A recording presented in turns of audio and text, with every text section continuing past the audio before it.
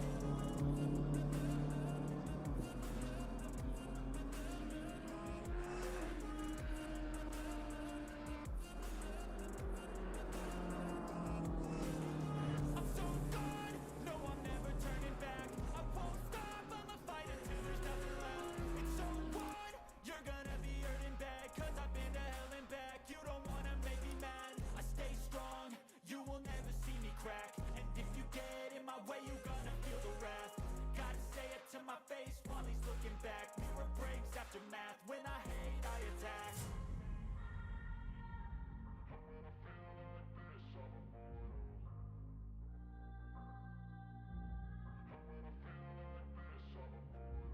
And when I feel like this, I'm immortal. When I feel like this, I'm immortal. When I feel like this, I'm immortal. When I feel like this, I'm immortal. Don't be scared. Don't be scared.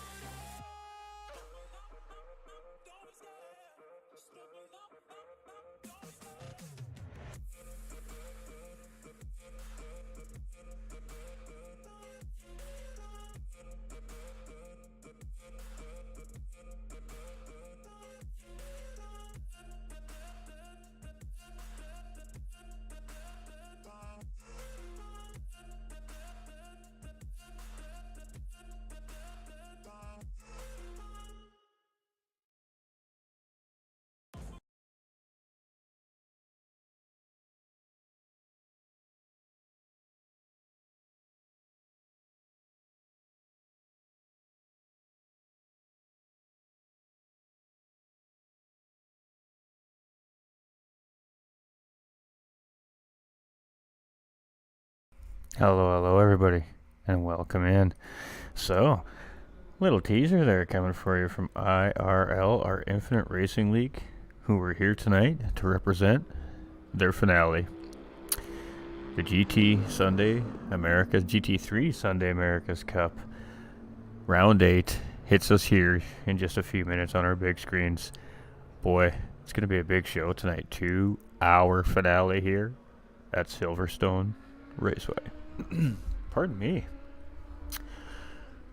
Silverstone, it's a racers racing circuit. I mean, it is a big circuit, has plenty of corners, has plenty of straightaways, it has plenty of opportunities to make something happen.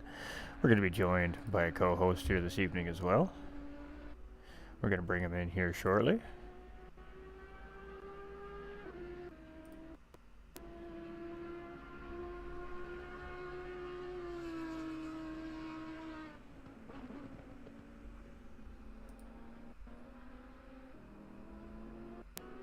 As soon as I find where I need to be.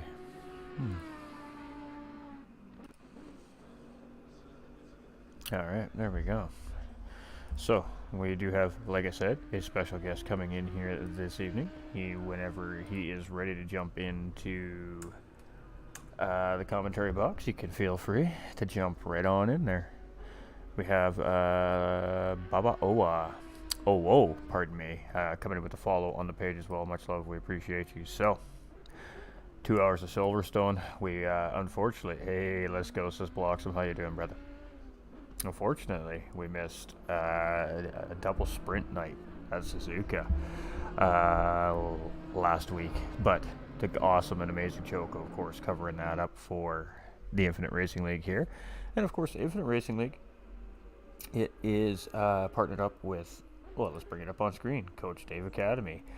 Just to start off with, ladies and gentlemen, and, huge shout out to them. Of course, they are part of SimGrid as well. And, well, who knows who else in the future. I am your host for the evening, GT45 Gaming. And we're just casually settling ourselves in for what should be a pretty good race here tonight. Currently, right now, we got 16 on grid. We crown a champion tonight. What can we say? Should be good. Should be good. Alright, we're just checking. Make sure everything is working properly. Looks like it is. Alright.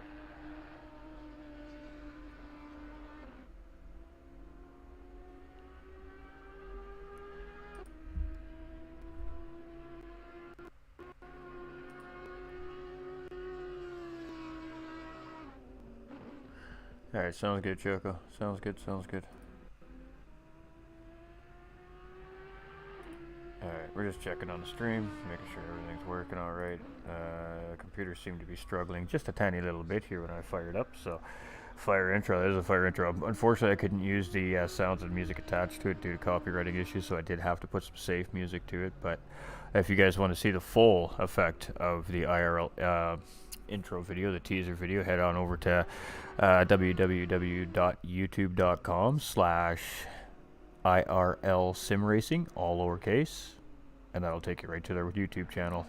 And hit it up. They just uploaded it a couple days ago, and you can see it with the attached music and everything that they made it with, of course. So, fire video for sure. Absolutely appreciate all the effort and the hard work from the Infinite Racing League to provide that to us. And yeah, it really looks great. Well done. It was very well done. Hey, how are you, Racer? Good luck, everyone, he says. Absolutely. All right. Looks like everything's running pretty good here. Looks like everything seems to be kicking and working, so fantastic stuff. For now, we're just going to sit here on this screen. We're not going to push any wrong buttons and get kicked out of the lobby. And we're on with Johnny B. Johnny B's leading the championship series here coming into the finale tonight. Who else we got? We got GLR Seal here. BMWs, lots of BMWs on the track. We got Hi, my name is what? He is here in the BMW as well. We got Yakast in 8th place, also in a BMW. There we go. We got Captain Noor here in the Audi. We got GLR Racer in the chat there right now, just chilling, getting ready to race here in that BMW as well. We got Butler Racing in the Lamborghini. One of the Lamborghinis back on track. Love to see that. Tango 2 is here tonight as well in that BMW. We got RWB Little Mac on track here, also in that yellow and blue BMW. We got Amave here in that GTR, and a little bit of a different design in that GTR here today, getting ready for the final run this season. We got Make It Rain here, and I believe that's the mastermind behind this amazing video here presented by IRL tonight as well. So super extra love to Make It Rain, and let's see if the race gods got a little something extra for this driver here tonight. We got Nacho Gearbox here for Team Ferrari as well. So let's go back up to where we have Miss. We got Call Me CJ there. We've got Johnny B still on track. We've got Cletus in the BMW as well. Premier 5 in the Bentleys. So we like to see the Bentleys out there. Love to see the Bentleys. And JP in what seems to be the only Porsche in the field today. So we got a Ferrari, we've got McLaren, we've got Nissan, BMW, Lamborghini, Audi, Bentley, and Porsche being represented here on the track tonight. Petey coming in with that like and that share on the stream. Much love, my dude. Hope you're doing well, my guy.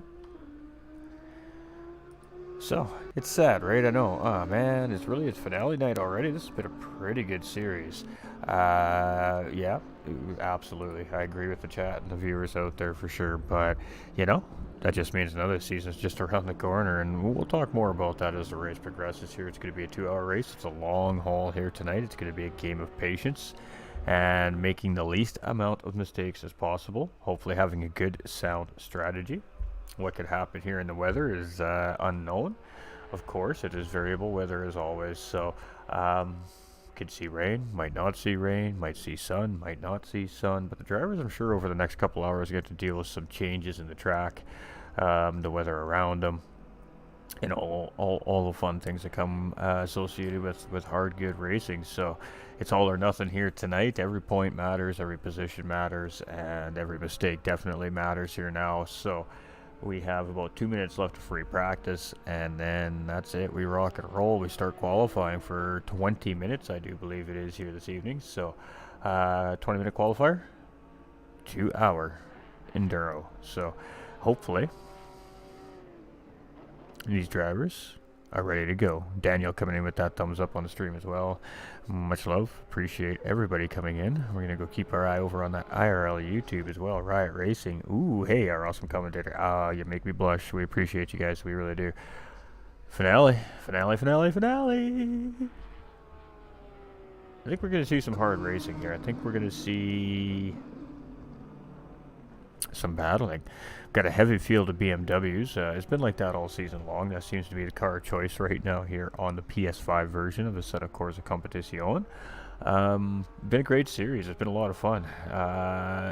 Can Silverstone top out the best races of the season? I don't know. That Zolder race was a pretty incredible race to watch and broadcast. So the boys and the girls, if that may be the case, are going to have their work cut out for them here in Silverstone tonight. If they want to top, I believe that was round 5 at Zolder. That was a doozy. And if you haven't seen it yet, you don't know what I'm talking about, ladies and gentlemen. Again, over on that IRL YouTube channel is that Zolder race. And, of course, over at the GT45 gaming channels as well. Just a few weeks back is that Zolder race. Check it out. It is absolutely an incredible race. Everybody's been raving about it. So go see what we're talking about. Some pretty great stuff coming from the administration staff here at IRL this season, and I can't wait to see what's coming next season. I know what's coming next season. I've seen a little teaser of what's happening already next season, but I'm not going to say. I'm going to make you all think and wait. Zolder was fun. It was fun.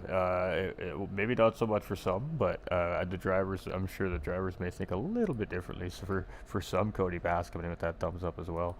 But it was definitely, as a commentator, it was probably one of the most exciting races I've broadcast in my 2 years of commentating sim racing so far. So I definitely appreciate that as well. All right, let's go on the track. Let's go see what this group of cars, this group of drivers, this group of champions has in store for us here at Silverstone tonight. Oh, we got some stuff on we got to turn off. Give me uno momento, chat, while we get rid of a couple of visual displays.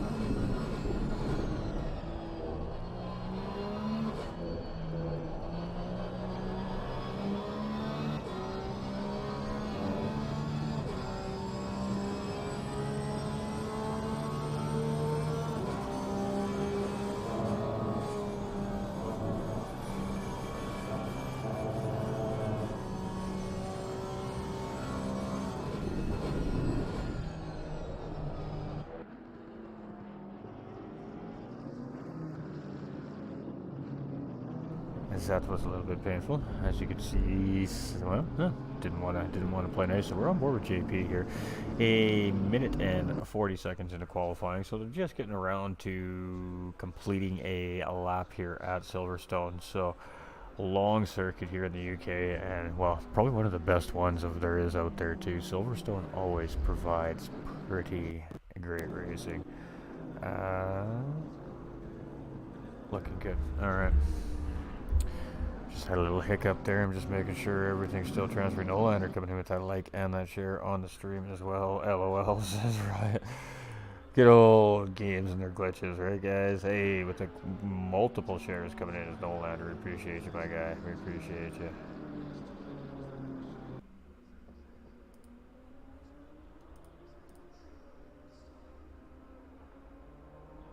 All right, so JP, the only Porsche here in the grid, currently sitting 5th right now, but nobody's really put in an official lap yet. There's a couple drivers up ahead of him, I believe, that came out just ahead of him, but we're going to sit on board with JP here. If I can remember my buttons correctly here. There we go.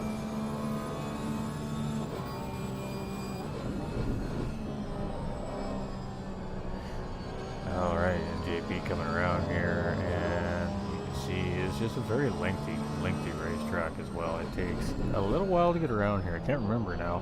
It's been a while since I've raced it myself. It's been a little bit of a hot minute, but 2 hours around here is going to be taxing for these drivers. There's a lot of high-speed corners, there's a lot of high-speed sections, and then there's a lot of really hard braking zones as well. So we're seeing about, I think it's going to be 2.5 minute laps around here. Let's go, y'all, says Nolander. Hey, Nolander Gaming coming in with the love there as well on the stream. We appreciate you, my dude, as always.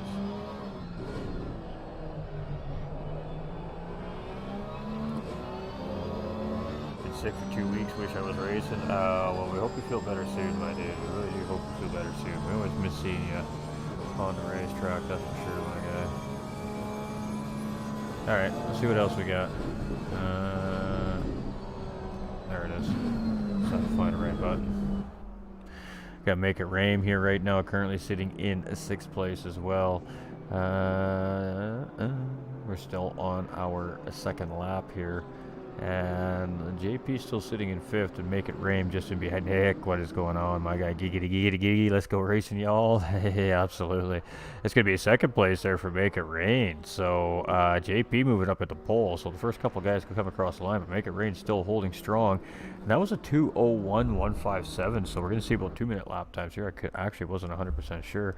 Very quickly, Make It Rain jumping down and dropping down to 4th place here. So some other drivers connecting laps. Cletus moving up into 2nd. GLR Racer at 5th. Tango 2 dropping down to 7th there as somebody else has jumped up into that top 4 spots. We got MFI currently sitting in 12th. We've got Premier in 14th. We've got Butler in 11th. Nacho Gearbox in the Ferrari here in 13th place. We've got Captain Noor. He's just chilling, maybe sitting on a qualifying ban perhaps. Johnny B, our current points leader, coming into our finale here, sitting in 2nd place right now. We've got Call Me CJ in 9th, Little Mac in 12th. I'm here, Ghost, whenever you want. Welcome in. How we doing, my guy? Good, man. All right, chat. Everybody can hear Chaco fine. Let me know how we, if we need to turn him up, if we need to turn him down. You guys know what to do. We all know the drill. Appreciate y'all as well. So, welcome in. You fill me in. You know, unfortunately, I was, of course, relocating. So, what was the skinny last week? Talk about our Suzuka sprints and everything that happened there.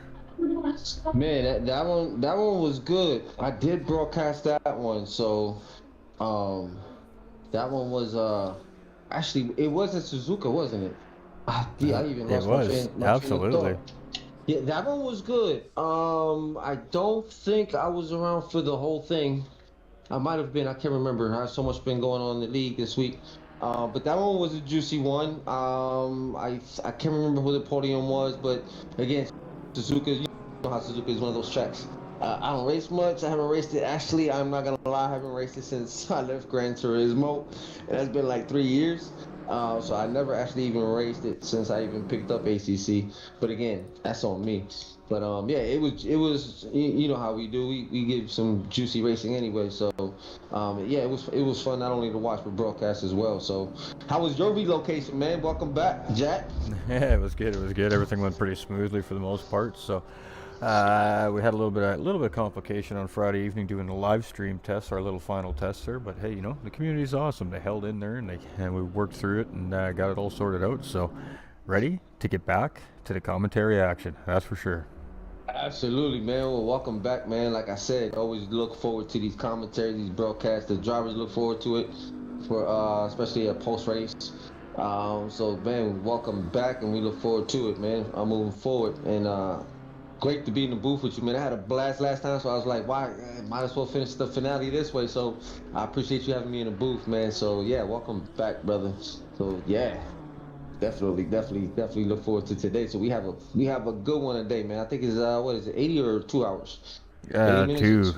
It is a 120 Oh, it's minute. a doozy. Oh, It's yeah. a doozy today. So we got what one stop, or I think it's one stop, no requirements tonight. So that's gonna be juicy, man. Definitely Silverstone. We have what?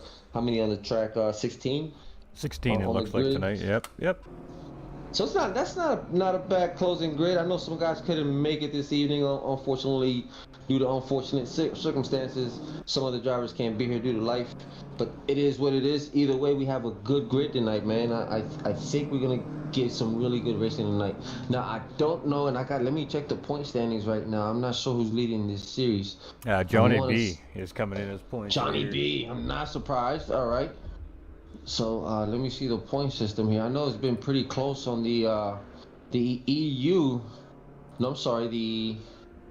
This series here is pretty close, because I remember last race determined who moved up and down, because the point system wasn't too far spread apart. So I'm pretty curious to see who moved up and who moved down. So let me check real quick. Yeah, because last week it was a whole different ball game. So yeah, it looks like Johnny's up with 201.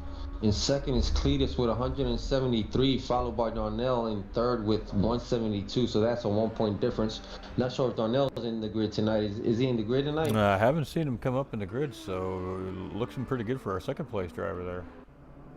Okay, yeah. So if that's the case, then the 173 will be all right tonight. And then you got in fourth is Captain Noor, which I think he is here tonight. He has 169, and then in the top 5 you're gonna have Fluka, which I know Fluka's not here today, and he has 161. So Tango's right behind him with 160. So if Tango's here tonight, that's definitely gonna help him up in points. Yep, Tango's currently in the just 10th spot. sitting in 10th spot here right now in qualifying with just a little over 10 minutes remaining. Absolutely. I mean, Silverstone, I think it's a great selection for a finale. I mean, Silverstone's a racer's racetrack. Most of the drivers know this track quite well. Even those of us that don't play ACC always wish we had Silverstone in our platform that we're racing at, because it's just such a great racetrack. So with 16 cars on the grid, you know, it should actually kind of make things a little simpler maybe for these drivers to settle down early, get in line, and hopefully we have a good nose-to-tail race here for the most part here for this 2 hours tonight. Absolutely, Ghost. I mean, in the safety briefing, we do stress that out. So we try to conduct our safety briefings 15 minutes prior to server opening up for first practice. So we do stress the importance of turn 1 and lap 1. So if you survive turn 1 and lap 1, you're pretty guaranteed the grid is going to start separating. So, you know, I pretty much always tell the drivers not only look at the car in front of you, but also look at 3 cars ahead of you. To see what's going on. It gives you time to react to the incident, or helps you avoid it. Trust me, I've been there. I've avoided many incidents and saved my car from serious incidents due to the fact that I like to see what's going on 3 cars ahead at least, so that way I have time to react when it's needed. So we definitely stress the importance of that, because and I was proud of my guys, because we opened up the EU Saturday series in Indianapolis, and I kept stressing them, and I'm still so happy about that. And we opened up the season in the EU, and it was wet in Indianapolis, so you know how tricky that could be in Indy. And I'll tell you what, man, we had no turn 1 incidents, and lap 1 was survived. I think throughout the whole race we had a total of 1 incident for the opener, so that was a great opener, man. So we definitely do stress the importance of being patient on that turn 1, especially at a track. I mean, Silverstone, that turn 1 can be catastrophic if it's not if you don't have any patience there. I've seen many of catastrophes on that turn 1 on it's not like a Monza style or anything like that, but it is still going to require some patience to get through. So yeah, we definitely stress that out a lot on our safety briefing. So it just makes for a quality grid.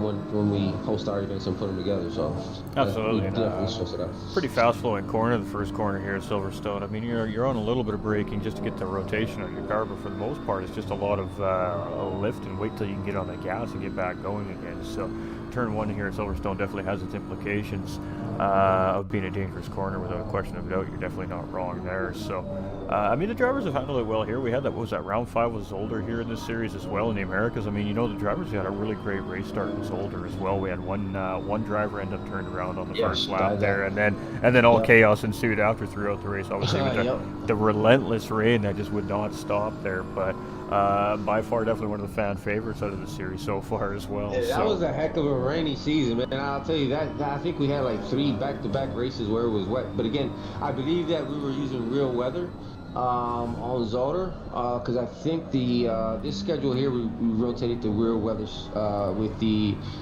variable static weather. So I think we only have 2 races, but I believe that race at Zolder was real weather.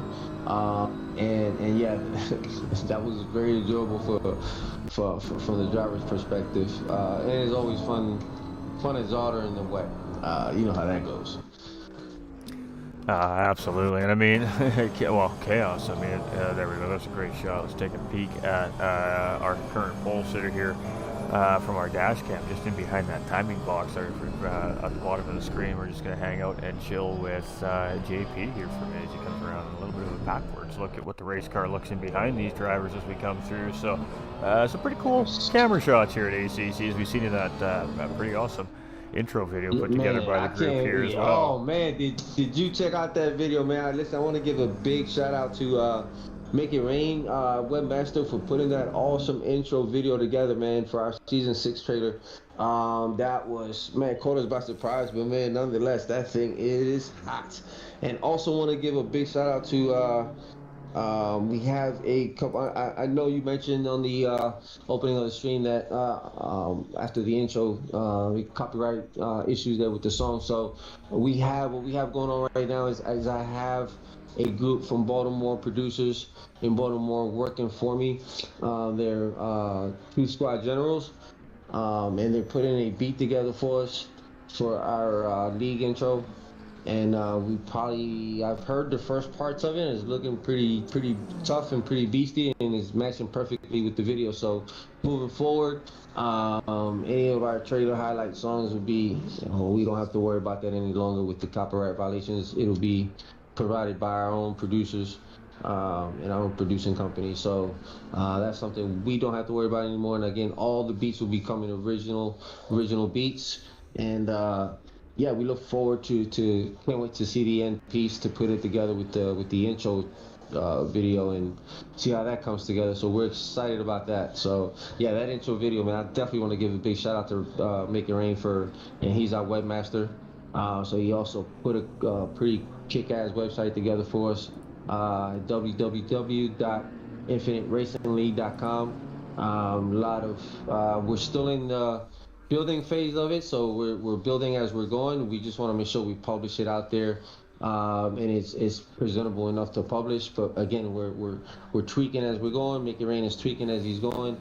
And again, big shout out for putting that video together. I know it took I can imagine the work you put in behind that for it to come together. So a lot of editing, I'm pretty sure, was involved. So I definitely want to give him a big shout out. Absolutely, and it's pretty good. And what do you think, chat? I think we need to implement a swear jar when Choco's in the commentary box. What is that, 50 cents now? We'll let the chat decide. Yeah, yeah, right. So, go one. All right, so MFA here in 15th place. It's going to be an interesting race here. I mean, we have a lot of different manufacturers on the track, dude. You know, it's kind of been one of the best things about the series this season, in my opinion, as a broadcaster, just kind of sitting on the outside looking in. Obviously a BMW heavy field for the most part, about half the field choosing to go with that new BMW car, but a very good spread out field. We always seem to have one of almost every manufacturer on the track every night, and it's been a lot of fun to see how they all compete against each other. So the BOP, the system, all that in behind the scenes, does it do a pretty good job of keeping these cars equal, or is there kind of like a meta thing going on here still? You referencing with the 1.8 update with the BOPs and adjusting Yeah, them? yeah. Well, I do know the 1.9 came out for the PC. Hopefully we'll be getting this update hopefully next year. But again, I don't hear a lot of the drivers, at least within our league, complaining too much about the bot. I think it's pretty. Not sure how stable it is compared to PC. So it's pretty hard for me to say the comparison because we do have some PC and console drivers. So that would be kind of hard for me to answer right now because I can't make the comparison between 1.9 and 1.8. But I did hear there's a lot of upgrades that have been done from a physics standpoint, which maybe has brought the bot to another level and more realistic. From what I'm hearing, that's the case. Because I heard the physics is a big improvement. Some have noticed it, some have not. So again, it all comes down at the end of the day for me. Uh, it's gonna come down to the individual users to see if they feel it or not, or whatnot. But I think that's more for a PC slash console user to make those comparisons better than me. But as of right now, I know from coming from PS4 to PS5, definitely huge. Yeah, that just dropping not too long ago there as well. So, but significant jump or a significant increase from the PS4 version, obviously. Oh, The dude. PS5 version is and even from a driver standpoint, for them the first time I tried the PS5 version against the PS4 version. Just immediately, the setup seemed easier. You have a calibration option with your pedals as well when you're doing all that initial setup for your wheels, and you don't have to be as aggressive on your pedals in the PS5 version. It's a little more true. It's a little more natural. Where the PS4 version, I find you really got to smash in those pedals to get them to kind of react the way you want. So I think that PS5 is doing a great job at really stepping up the game here on the ACC platform. Yeah, I think the developers are definitely starting to listen to the console community. I mean, that's at least that's what we're hoping to. Hopefully, they still. It seems like they are. So, because I mean, the console community is still a huge community in sim racing. Specifically ACC and GT, GT Sport. So, to abandon the console community, I think will hurt badly. So yeah, that's my opinion on it. No, absolutely, absolutely. I think they're doing a phenomenal job in my opinion. From coming from PS4 to PS5 is definitely a big difference in experience from a driver's standpoint, and even from a broadcasting standpoint, everything's smoother on the broadcast. I mean, you get in the frame rates you want here for coming from PS4, but it's definitely smoother from a driving and broadcasting standpoint, in my opinion. Absolutely, and I mean, only as time goes on, it'll just continue to get better and better in that sense as well. So that's just the way it goes. Well, looks like we have an official starting grid here. So looks like we have Johnny B up in the front with a fastest lap of 158.8. Then we have JP with the only portion of field, I believe, running closely behind with a 158.8. Well, actually 158.9. And then we have in third Premier 5 in the Bentley, only Bentley tonight. I heard the Bentley coming from PS4 to PS5, the Bentley bot is horrible, which a lot of drivers don't drive. That's why you don't see a lot of Bentleys in. But we have Premier 5 tonight in the Bentley, so we'll see how he handles. It seems like it's handling well for him right now in the 505 car. Right now, currently third in the grid, so looking pretty good there. Then we have GLR still in fourth, and then we have Cletus in 5. And Little Mac in 6, all in the BMW. Then we have in 7th Captain Noor in the 530 BMW. I'm sorry, in the Audi. I think that's one of two Audis tonight. So we have Audi in 1st and 7th. And then we have Call Me CJ in the 323 BMW, followed by PPY with Yacast in the BMW. We have a lot of Beamers here tonight. We have a total of 8 at least. And then in 10th in the grid is My Name Is in the Beamer as well. Then we have in 11th Make It Rain, Tango 2 and 12 in the Beamer as well. Make It Rain's in the McLaren. Then we have the only Lamborghini, Butler Racing. It would be Adrenaline Luke as well, but Adrenaline Luke is not able to make the race tonight. So big shout out to Luke. Then we have a 14th GLR Racer as well in the BMW 14 car, 15 on Mavai in the GTR, the only GTR tonight. And then in the Ferrari is Nacho Gearbox running up the grid. So looks like we have a pretty good grid tonight. Very competitive up front there within the first five. Let's even say top. Ghost. Looks like the top 8 here is going to be top 10. I'll say pretty competitive. Absolutely, and I mean only qualifying and racing are two different things too, right? So. With that being said, just because somebody qualifies well doesn't mean that they don't race better, right? Maybe somebody who qualifies really well, maybe their race pace is a little more of a struggle for them. It's really hard to say what's going to happen. Once the lights go green, is when it's really a different ballgame. It all goes down. Things happen, strategies change. You got to take it as it comes to you. So. And listen, you have broadcasted. I have broadcasted many races like that.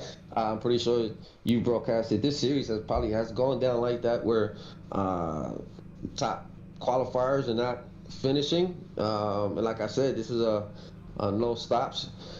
Don't make it a 3-stop. You know what I mean? You can hit the wall, kiss the wall. There's an unwanted pit stop. So. So the key here is the points being so close to each other. I think the key here is, some drivers here are going to have an opportunity to make a good jump here due to the fact that we have some missing drivers. And let's keep in mind, I believe this series does have a one drop round. So for those drivers that are missing tonight, they do still have that drop round opportunity for them. So. But nonetheless, we still have these opportunities for these other drivers to make a good, significant jump on those that are not here tonight. So, we'll see how this pans out tonight. After it's all said and done, we'll see how the points look after this evening, and we'll crown a champion tonight. After tonight, we'll have a champion. Absolutely, and then a little bit of a break, and then a whole new season firing right back up here. So. Not a whole lot of time in between the seasons here, so if you are interested in getting involved in this series here over at the Infinite Racing League, let us know in the comments below. We'll get you in a Discord server, and we'll get you guys set up and get you ready to jump in to next season.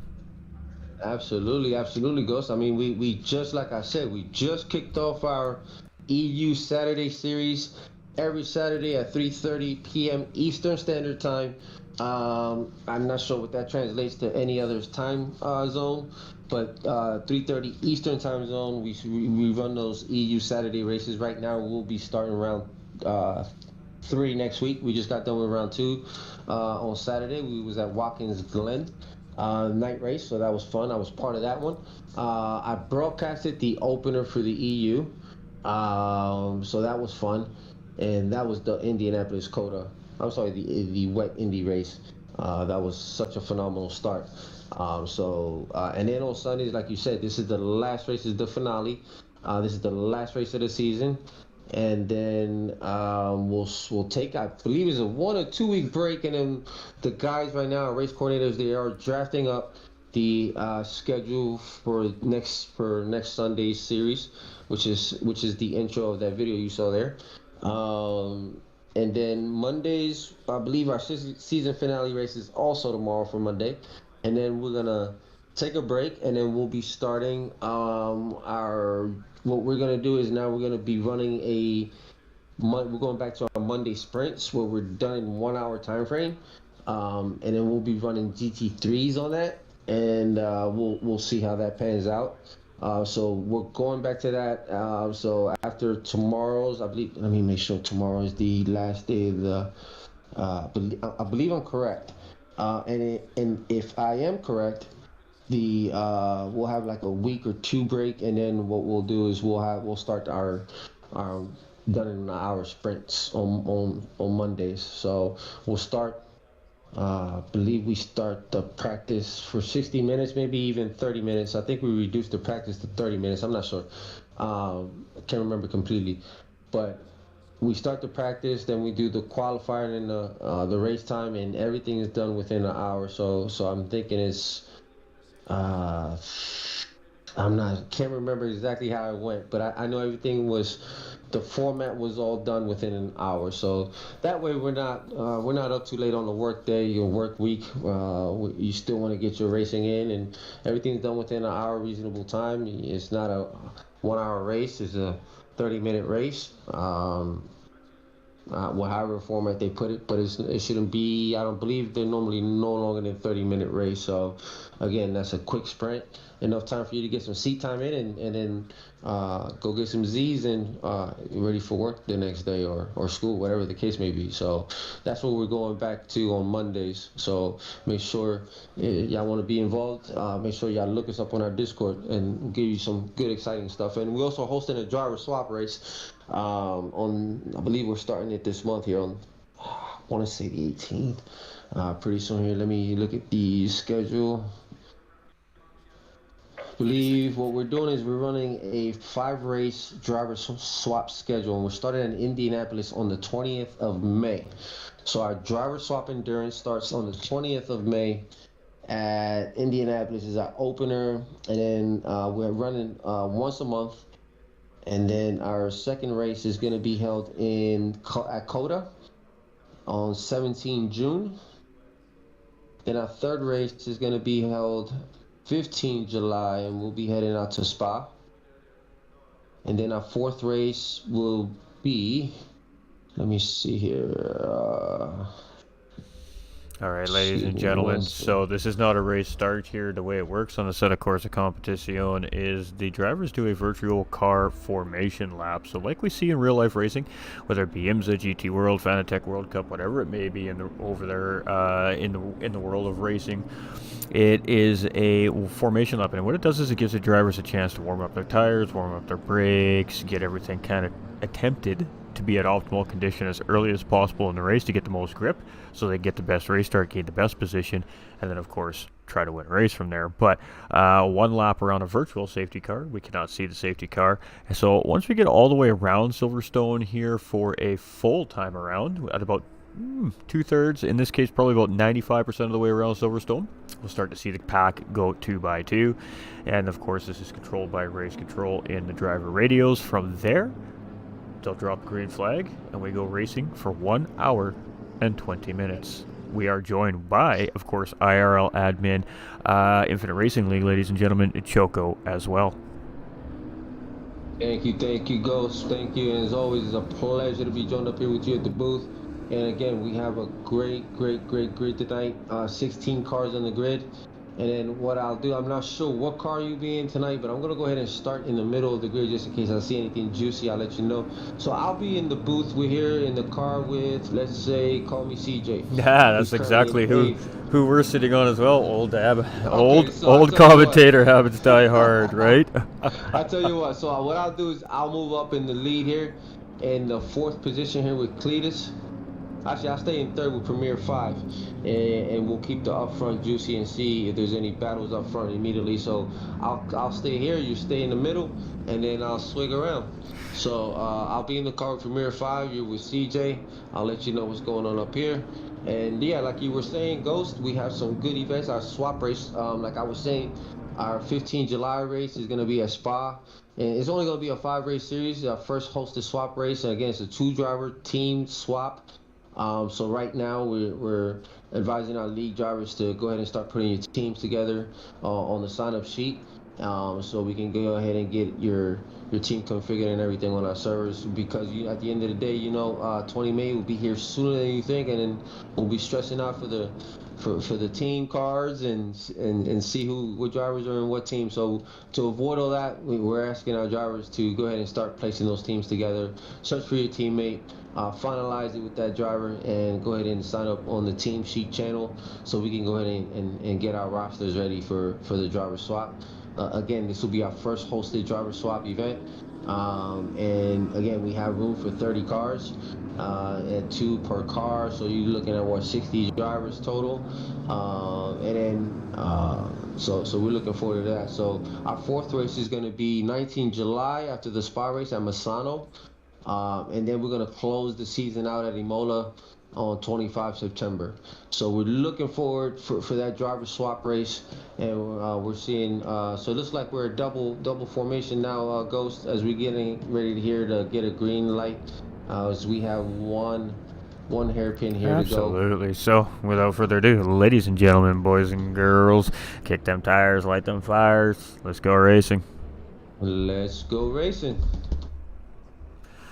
All right, these guys can come around the corner. The race official is going to make sure the lineup is correct as they come around the corner, and we're going to have a green flag drop if they are happy with what they see. So here we go. Drivers do need to stay in position here until they are told to green, and I believe that you cannot pass until you're across that checkered flag. The start-finish line. I believe you are correct, sir. So this grid is looking really pretty here. We'll see what cars are ready. We'll see what drivers are focused, what drivers are poised, and we'll see, again, final round. Finale at Silverstone. We'll see. The points do matter here, so we'll see what drivers here are going to take this championship to another level here. And so we are green. We'll crown a winner. Yes, sir. We are green. So Premier 3, he is staying in third here. Ooh, it called me CJ and Littleback. Just a tiny amount of contact there. Everybody's okay. Just a little bit of a slide there from Call Me CJ. And everybody continues on. So Call Me CJ dropping all the way down to the back of the pack there. But it looks like, so far, everybody's surviving up in the middle there as we're coming through the first set of S's here at Silverstone. You know, that is always good to hear when we understand the paint contact, but for these drivers to keep, no major incidents involved. And again, those little contacts can definitely play a big factor in your race and the other car's race. So for no one to go ahead and be taking out everybody, no incidents here, this is great. So luckily, unfortunately, no one here got hurt, no cars by that, no one got taken out. So the race continues. Everybody's plan, strategy is still in place here. So great car control there from the driver that was contacted.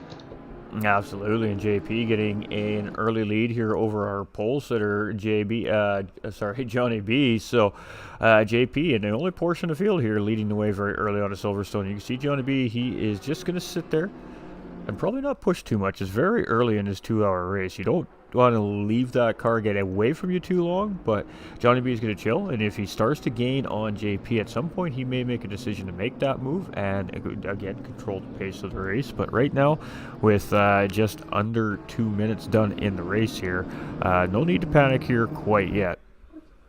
Absolutely not, man. We still have at least we have an hour and 18 minutes left of the race, so plenty of racing. Like I said, if you get past turn 1 and lap 1, it's gonna be a phenomenal race. The grid starts spreading out as you can. Once you get past that lap 1, the grid will start spreading out, unless it is that competitive of a race where, again, points are in place here. So I told you the points are very close. An incident in the backfield there between what looks to be Butler Racing and. Was it Nacho? It might have been Nacho gearbox there in the Ferrari, or was it the BMW? I don't know, but two cars spun out there, and Call Me CJ collecting up a couple freebies as he comes back through charging to see if he can regain some positions early on here. So a couple drivers making a couple early on mistakes, those cold tires, cars not quite acting the way they're expecting them to. Little mistakes can sometimes turn into bigger mistakes. Absolutely, and like I always preach in the broadcast, that's where other drivers are able to capitalize on some mistakes. Now, Amavi does go a little bit inside and does. I'm on Amavi right now, so he's able to maintain car control. So nothing major happening there. Again, Amavi is one of our new drivers. Again, he's enjoying his time. And it goes a little bit off, but is able to maintain his car control and gets back in there and continues the race there. Yeah, so, and tackling a quite difficult car, I'm told, to drive here on ACC as well. So kudos for that as well. Absolutely. I mean, he started with the GTR since he entered our first race. Make it rain. Getting a little sideways there, but great avoidance job by the car in behind. A great job by making it rain to make sure he kept that car on the outside of the track to make sure nobody else gets collected up there. You'll get that car refired, chat. You'll get it back on the racetrack, and you'll continuing on here. Absolutely. That allows Butler Racing to go ahead and get a little closer to Make It Rain there. So again, one crucial mistake from Make It Rain cost him at least 2 grid spots and allows the car behind him to go ahead and get even closer. So this gives some confidence here to Butler. Remember again, tonight there is no pit stop requirement at all. But the question is, We're seeing a good battle here in between Cletus and GLR Seal right now for 4th or 5th place, and Cletus has taken a couple of cracks on the outside here. GLR Seal does a pretty good job at just keeping the car in the right spot, but right there coming into that right-hander, Cletus is going to get the job done and get up into P4. Nice clean fight in between these two. And Captain Nor is like licking his chops here. He's like, yeah, boys, keep fighting. I am here now. Let's play. Absolutely, man. We got a nice tight battle as well up front between JP, Johnny B, and Premier 5. These guys are all running really tight with it, under a second separation between all three. And the Cletus running 4th right behind Premier 5 with a 4.5 second gap between them. So these three up front are keeping it nice and tight for the P1 here. So we have a 3-way battle for P1 here between the Porsche, Audi, and Bentley.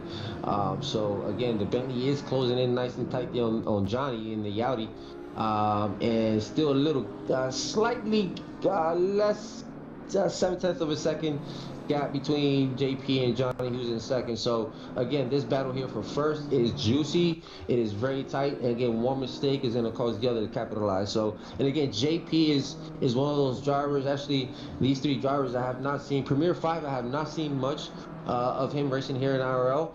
He's one of I want to say, I'm not sure if Premier is one of JP's co-driver or I'm not sure if he's his coach or not or whatnot, but Premier 5 is I've seen him participate in some of our races, but Premier 5 is from what if it's the right driver, he's pretty good and pretty fast. So that 3-way battle here for first is pretty juicy here and pretty tight. So one mistake and it's a wrap for whoever made that mistake. Absolutely, we're just kind of sitting on that right here right now, checking it out as well. JP's got just a little bit more of a cushion than Johnny B does right now, as like you said, Premier is all over him in Bentley now.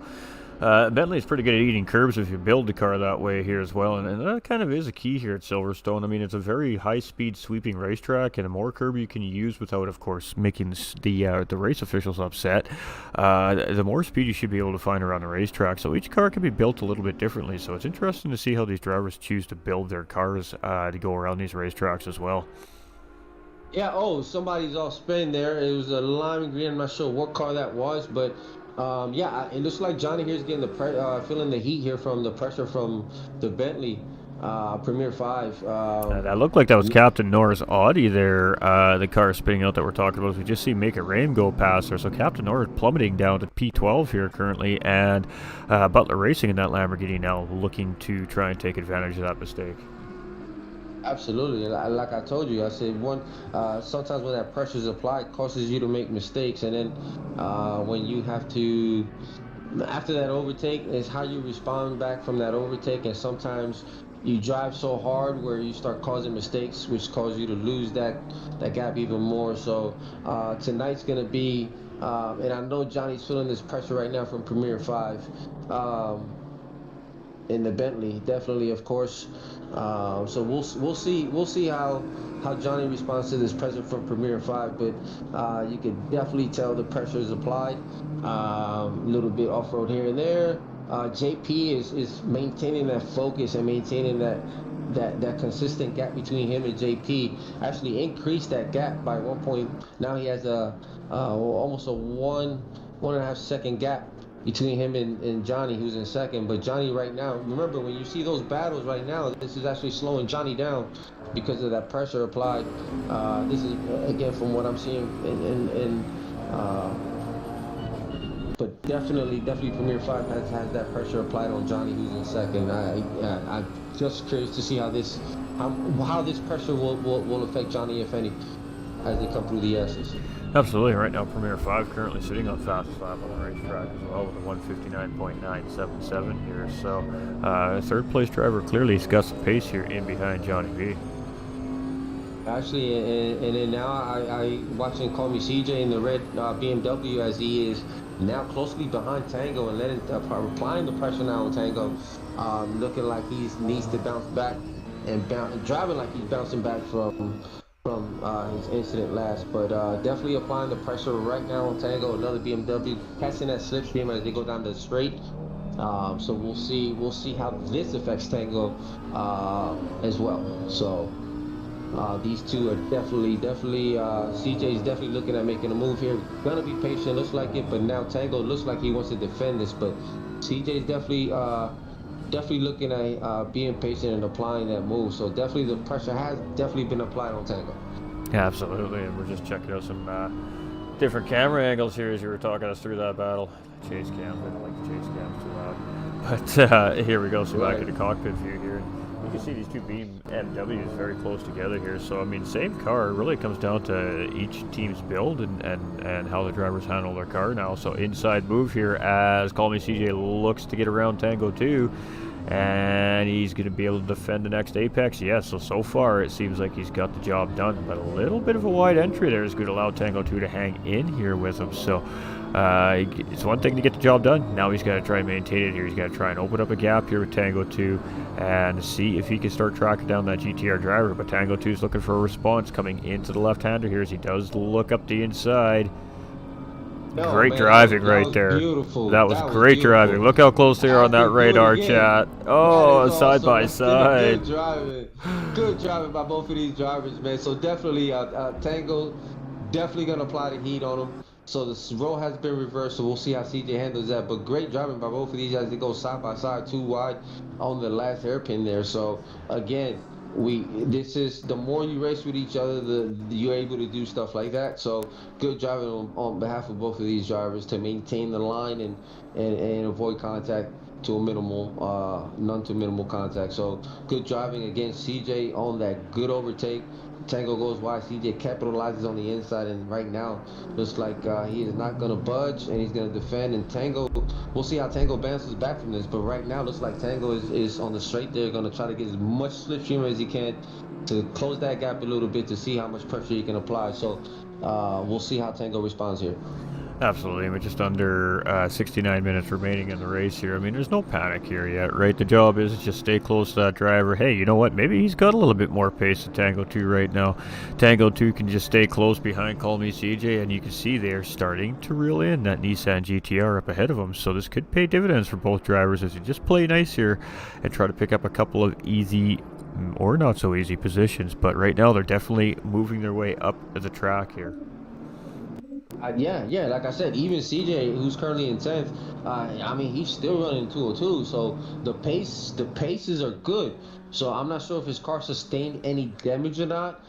Doesn't look like it with the 202 time. I don't see anything GLR physically. Racer here, definitely in big trouble here.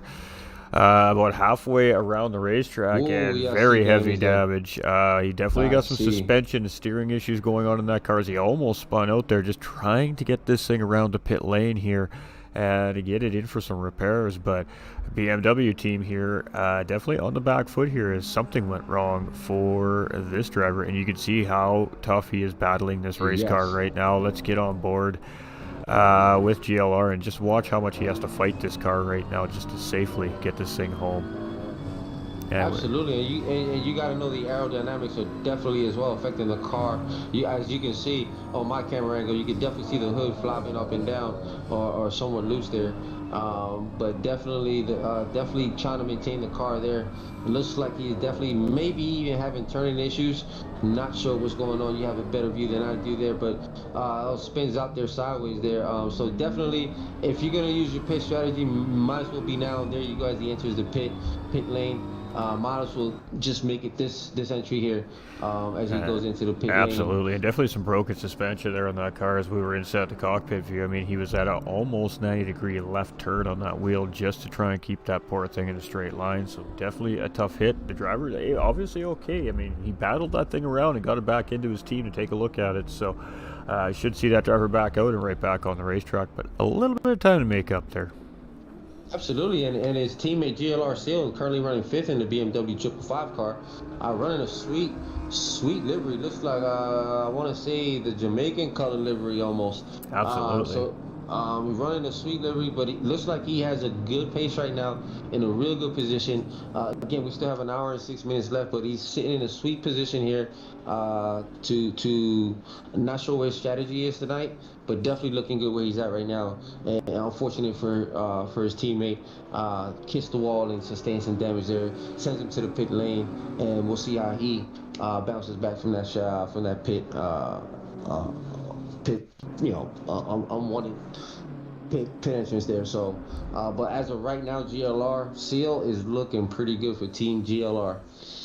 Absolutely, and Cletus here in 4th place right now, currently 5.4 seconds in behind Bentley driver Premier 5 here, but we know Cletus is a good driver, and he's good at just keeping his head down and keeping moving forward, and it's paid pretty good dividends for him here this season. Tango Absolutely. 2 as well. Just another one of those drivers, he comes in, he races his race, he has his strategy, and he does the best he can to keep that car out of trouble. And another one of those drivers where the consistency pays off here for him, and just showing a little bit of patience. Endurance racing really is about a lot about patience and consistency. And the ones that typically stay the most consistent, make the least amount of mistakes, are going to be the ones that fare out pretty well at the end of the day. And we might as well throw some stamina in there, because it requires a lot of stamina and consistency when you talk about endurance. And I believe our pro team has a 6 hour coming up. So you imagine 6 hours, 2 drivers, definitely gonna require some stamina for that mission. And that's a long race, 6 hours, man.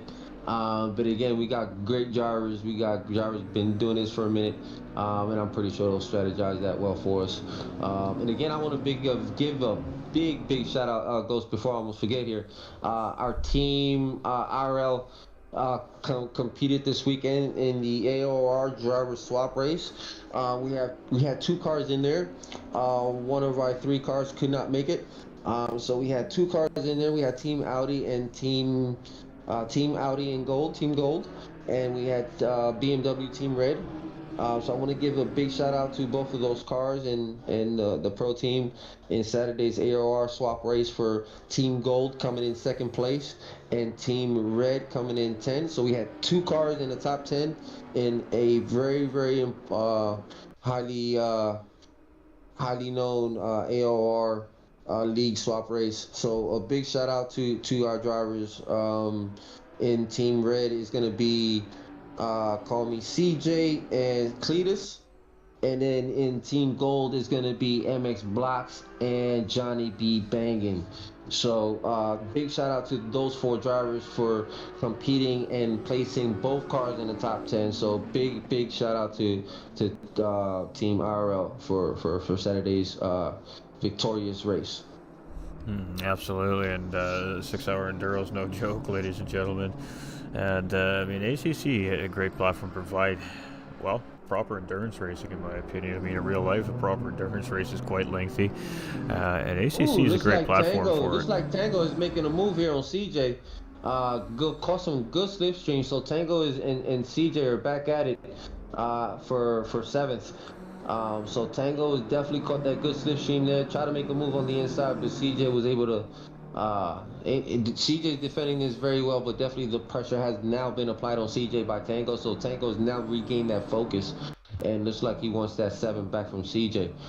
So we'll see how CJ is going to respond here. So both of these Beamers going at it, and not too far behind you got Amave and the rest of the crew for 10th, 11th, and 12th as they're close by. So one mistake from any of these two. Now keep in mind, when you have 2 cars battling like this, sometimes mistakes do happen, and sometimes the drivers do slow down because of the battle, which allows the other cars to catch up, who are probably running more consistent at that moment. So battles can be good and it can be costly at the same time. So hopefully these cars are able to maintain the battle consistently with minimal mistakes, and again, every driver earns their take. So again, of course, you're going to capitalize on. Oh, so Tango loses the back end a little bit, is able to maintain car control at the end there. Thought he was going to kiss the wall there and send the car right to his death, but was able to maintain it. So yeah, let's. This is good. This might get juicy here sooner than later. Absolutely, and a 6-car little group here all kind of bearing down on each other here as things progress. As one driver makes a little mistake, one driver gains an advantage, and then they take a little bit, and we see some pretty good spicy battles here. But Tango 2 now has to again regain and try to attempt that battle with Call Me CJ again, but he does need to keep his eye on that GTR and gang in behind as well. Absolutely, absolutely. And trying to see where JP now looks like JP and Johnny B. That has gotten tighter between them two. Not sure if there's any issues happening there, but the gap now has been increased by almost 3 seconds between Johnny, who's in second, and Premier. So Johnny looks like he's gotten closer to JP and has actually spread the gap between him and Premier, who's in third. So not sure what, if anything, happened to the Bentley there, but the gap has been increased between him and second. But Johnny and JP, Johnny's looking pretty focused and consistent right now in that Audi. So I'm curious to see how this is going to finish it. We still have 1 hour left in the race as we just hit our 20-minute mark. You can see Make It Rain right there, ladies and gentlemen, making a quick evasive maneuver right there as that Nissan of Amave right there, just maybe on the brakes a little bit earlier than Make It Rain anticipated. And great avoidance right there by Make It Rain, and held a very tough outside line, and both these drivers still avoiding that contact and continuing on their race. So that was a close moment there between McLaren and Nissan driver, but quick wits behind the wheel of the McLaren here tonight. Absolutely. Now again, Make It Rain again. The creator of our intro video, so big shout out to him specifically in the McLaren there, as he loses the back gets a little bit loose there on there, but is able to maintain control there. But yeah, Make It Rain, man, always competitive, every week in and week out. Don't know, he's very unpredictable. Not sure what he's gonna do, but I do know he's gonna be very competitive, and he's gonna bring it to you, whether you're ready or not. So very unpredictable driver, which I like. Again, our web developer, big shout out for creating such an amazing masterpiece for that. So I'll be right back. Yeah, absolutely. All right, so we're just sitting there looking on board with Amave, and we're looking behind Amave right now, and you can see that Make It Rain and the McLaren behind, and Captain Noor in the Audi just in behind him. And then just a little bit off in the distance there is Hi, My Name Is What in that BMW as well, just a little 3 seconds down straight there in behind. So a nice little healthy group of cars here. I wouldn't call it a battle quite yet, but I do believe at some point it's definitely going to develop into that. And you can see Call Me CJ and Tango 2 just ahead of these three as well. So it kind of comes down to a personal choice at this point to how much they want to battle and see if they can catch the two cars up in front of them as well and turn this in from a 3-way battle for position to a 5-way battle for position. Continue to look through the field here. It is Premier 5. Best lap currently on the racetrack right now is a 1:59.870, so sub 2-minute lap coming from our Bentley driver here, and still holding pretty strong here in third place. But as Choco was saying a little bit earlier there, Johnny B now opening up a little bit of a gap here on Premier 5 in that Bentley, closing up a little bit to JP there. Now that gap is only 2.4 seconds between our race leader and Johnny B. Moving back through the field here down into our 13th place position driver, it is Butler Racing in the only Lamborghini on the field. And about a 10-second gap right now to Hi, My Name Is at Nacho Gearbox there in 14th with a little bit of space there. So a lot of open air for this driver right now. Can really focus, start to lock itself in and see what he can do here at the end of the race. We still have plenty of time left here tonight.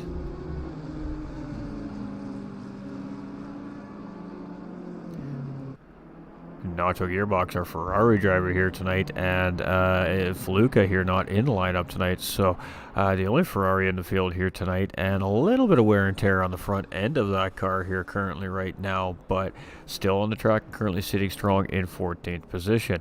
We've got Captain Noor here in 10th place now, and was doing all right there in the top 5, had a little bit of a mistake early on in the race, who dropped all the way down, I believe it was to P12, and now has moved his way back up into 10th place, so he has just made his way around Make It Rain, and now trying to track down Amave up in front in that Nissan.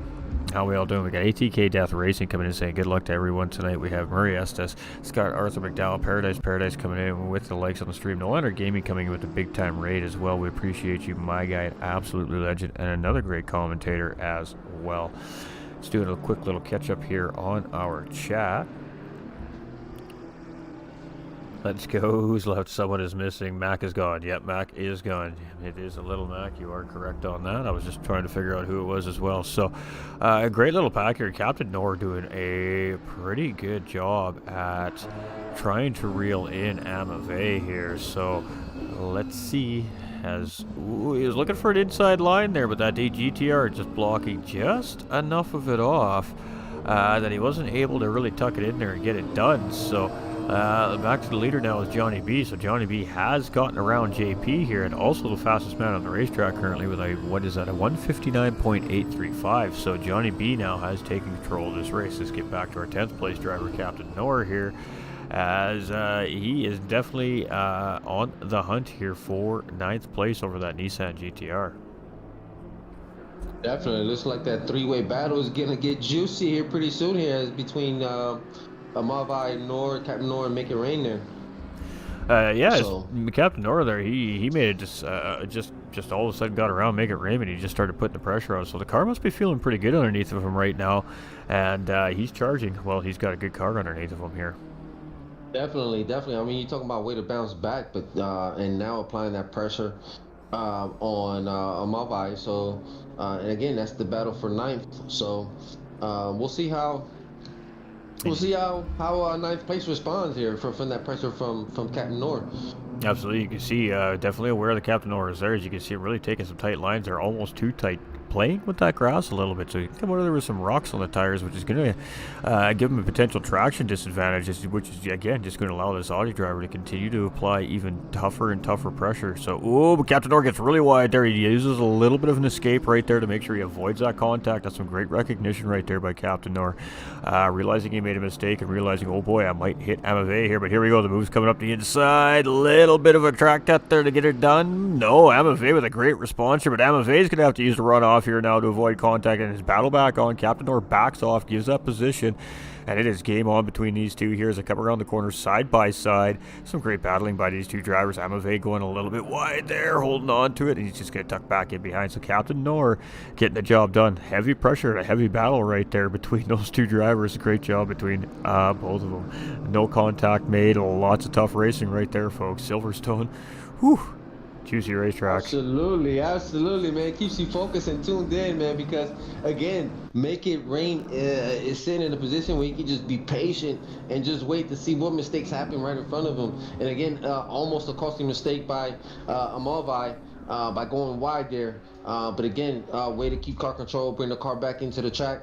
And luckily, I'm not sure if there was any room there, but luckily there was enough awareness on Make It Rain if that's the case, where Amavai came back in. But definitely almost a costly mistake by the GTR. But Make It Rain looks like he's in a position to just sit back, keep it nice and close, and wait on their mistake, whoever makes the mistake, so I can zoom right by them and take that next position. And also, if you keep your eye close there behind the two cars. So as you see, as I was saying, the two cars battling it out go off track, and what happens now? As you can see, the whole picture just changed there, did it not? Yeah. So Amavai now moves up to 9th. Costly mistakes between Captain Nor and Amavai, which allows Make It Rain. Again, like I said, he was sitting in a position to go ahead and capitalize on the battle and any mistakes that do happen. And that's just, again, is this the broadcaster's curse? I don't know, man. Last time I did that was to duck unintentionally and cause him to spin out. And I think that was the broadcaster's curse when you and I were broadcasting. And again, I just did it here with Make It Rain being patient. But again, it is racing. It does happen. And that's exactly what happened. So Make It Rain now in 9th, looking to with almost a 9-second gap between him and Tango, who's in 8th. So plenty of racing left again for that gap to close between Make It Rain and Tango. So consistency also plays a big factor in Silverstone. So again, great strategic driving from Make It Rain and letting that battle happen up there so he can go ahead and capitalize on any mistakes. And that's exactly what happened. We got PP Yecast here, 5.3 seconds behind JLR Seal. We haven't really talked too much about this driver here yet tonight. He's just kind of been chilling, doing his own thing. He's in no man's land, so to speak, right now. Like I said, 5.4 second gap to the driver ahead and 11.1 seconds to call me CJ in behind. So this driver potentially in a pretty good position here as well in this race. Maybe be able to steal a little bit, save a little bit more fuel, maybe keep those tires a little more conservative. Maybe that strategy could pay dividends in pit lane when he decides to make that stop. Absolutely, absolutely, and again, Yecast has been with the league for a long time. This is a pretty good, consistent driver. He is definitely in a position to put it this way. He's definitely sitting in a very good position to go ahead and strategize. And 6 seconds is very how can I say, acceptable, where it's not such a tall task here. And again, he is chasing GLR Seal for the 5th spot with, like Ghost, you mentioned, now a 6.3 second gap here. But again, Yecast is a very patient, very consistent driver. So I wouldn't be surprised if he closes the gap here with 50 minutes left into the race. Plenty of racing left for him to do his move, make some moves here shortly. Absolutely. We're just kind of checking through the field here, and you expect to see the race at the midway point start to kind of separate a little bit. That's what we're starting to see, but we still got good little groups of cars here, very close together to each other. Obviously, this 4 or 5 way battle in the mid-pack here has been pretty incredible all race long, and I doubt that's going to change anytime soon. Really, it's going to come down to pit stops and what the pit stops does and where that places everybody once they finally decide to make those pit stops. Right now, Johnny B and JP are just putting on a clinic on how to drive those cars around Silverstone here, as it's Cletus now about 11 seconds in behind the race leaders here up at 3rd place. So Premier 5 making a bit of a mistake somewhere along the way there, and Bentley dropping down a position as well. Definitely some changes in the race. Ladies and gentlemen, thank you for joining us. So please make sure you like and subscribe to both channels, GT45 Gaming, IRL Sim Racing League. It definitely helps our channels grow, helps the league grow. And I want to thank everyone who's tuning in tonight, watching phenomenal racing from IRL, and watching some great broadcasting from Ghost, our broadcasting, our host tonight in tonight's live broadcast. Thank you everybody for tuning in tonight. But yeah, like you mentioned, Ghost, you can see, like you said, the grid has been spread out, and things have changed that quick within positioning off of mistakes. So what I want to do right now, though, I'm tuned in on Butler, and I want to give a big shout out to Butler right now, because he has stayed in this race no matter what the situation has been. I believe he got involved in something earlier, not sure, but he has maintained his race, maintained the 13th spot for a while now. So a big shout out. I mean, he's in the Lamborghini tonight. The only Lamborghini normally is him and Luke in the Lamborghini. So a big shout out to our Aussie friend Butler Racing, who's been consistent in this and has remained in the race. And this is one of the biggest things leagues ask for, is that drivers start and finish the race. You sign up for the season, you continue the season, and you participate in the season that you signed up for, especially when you have long seasons and or endurance races, because for the league administration, the race coordinators in our case, a lot of time and effort goes into, in case of driver swaps. We have to input all those drivers, all the team names, all the car numbers. So a lot of time and effort goes behind the scenes when we put these events together. So we always take that in consideration.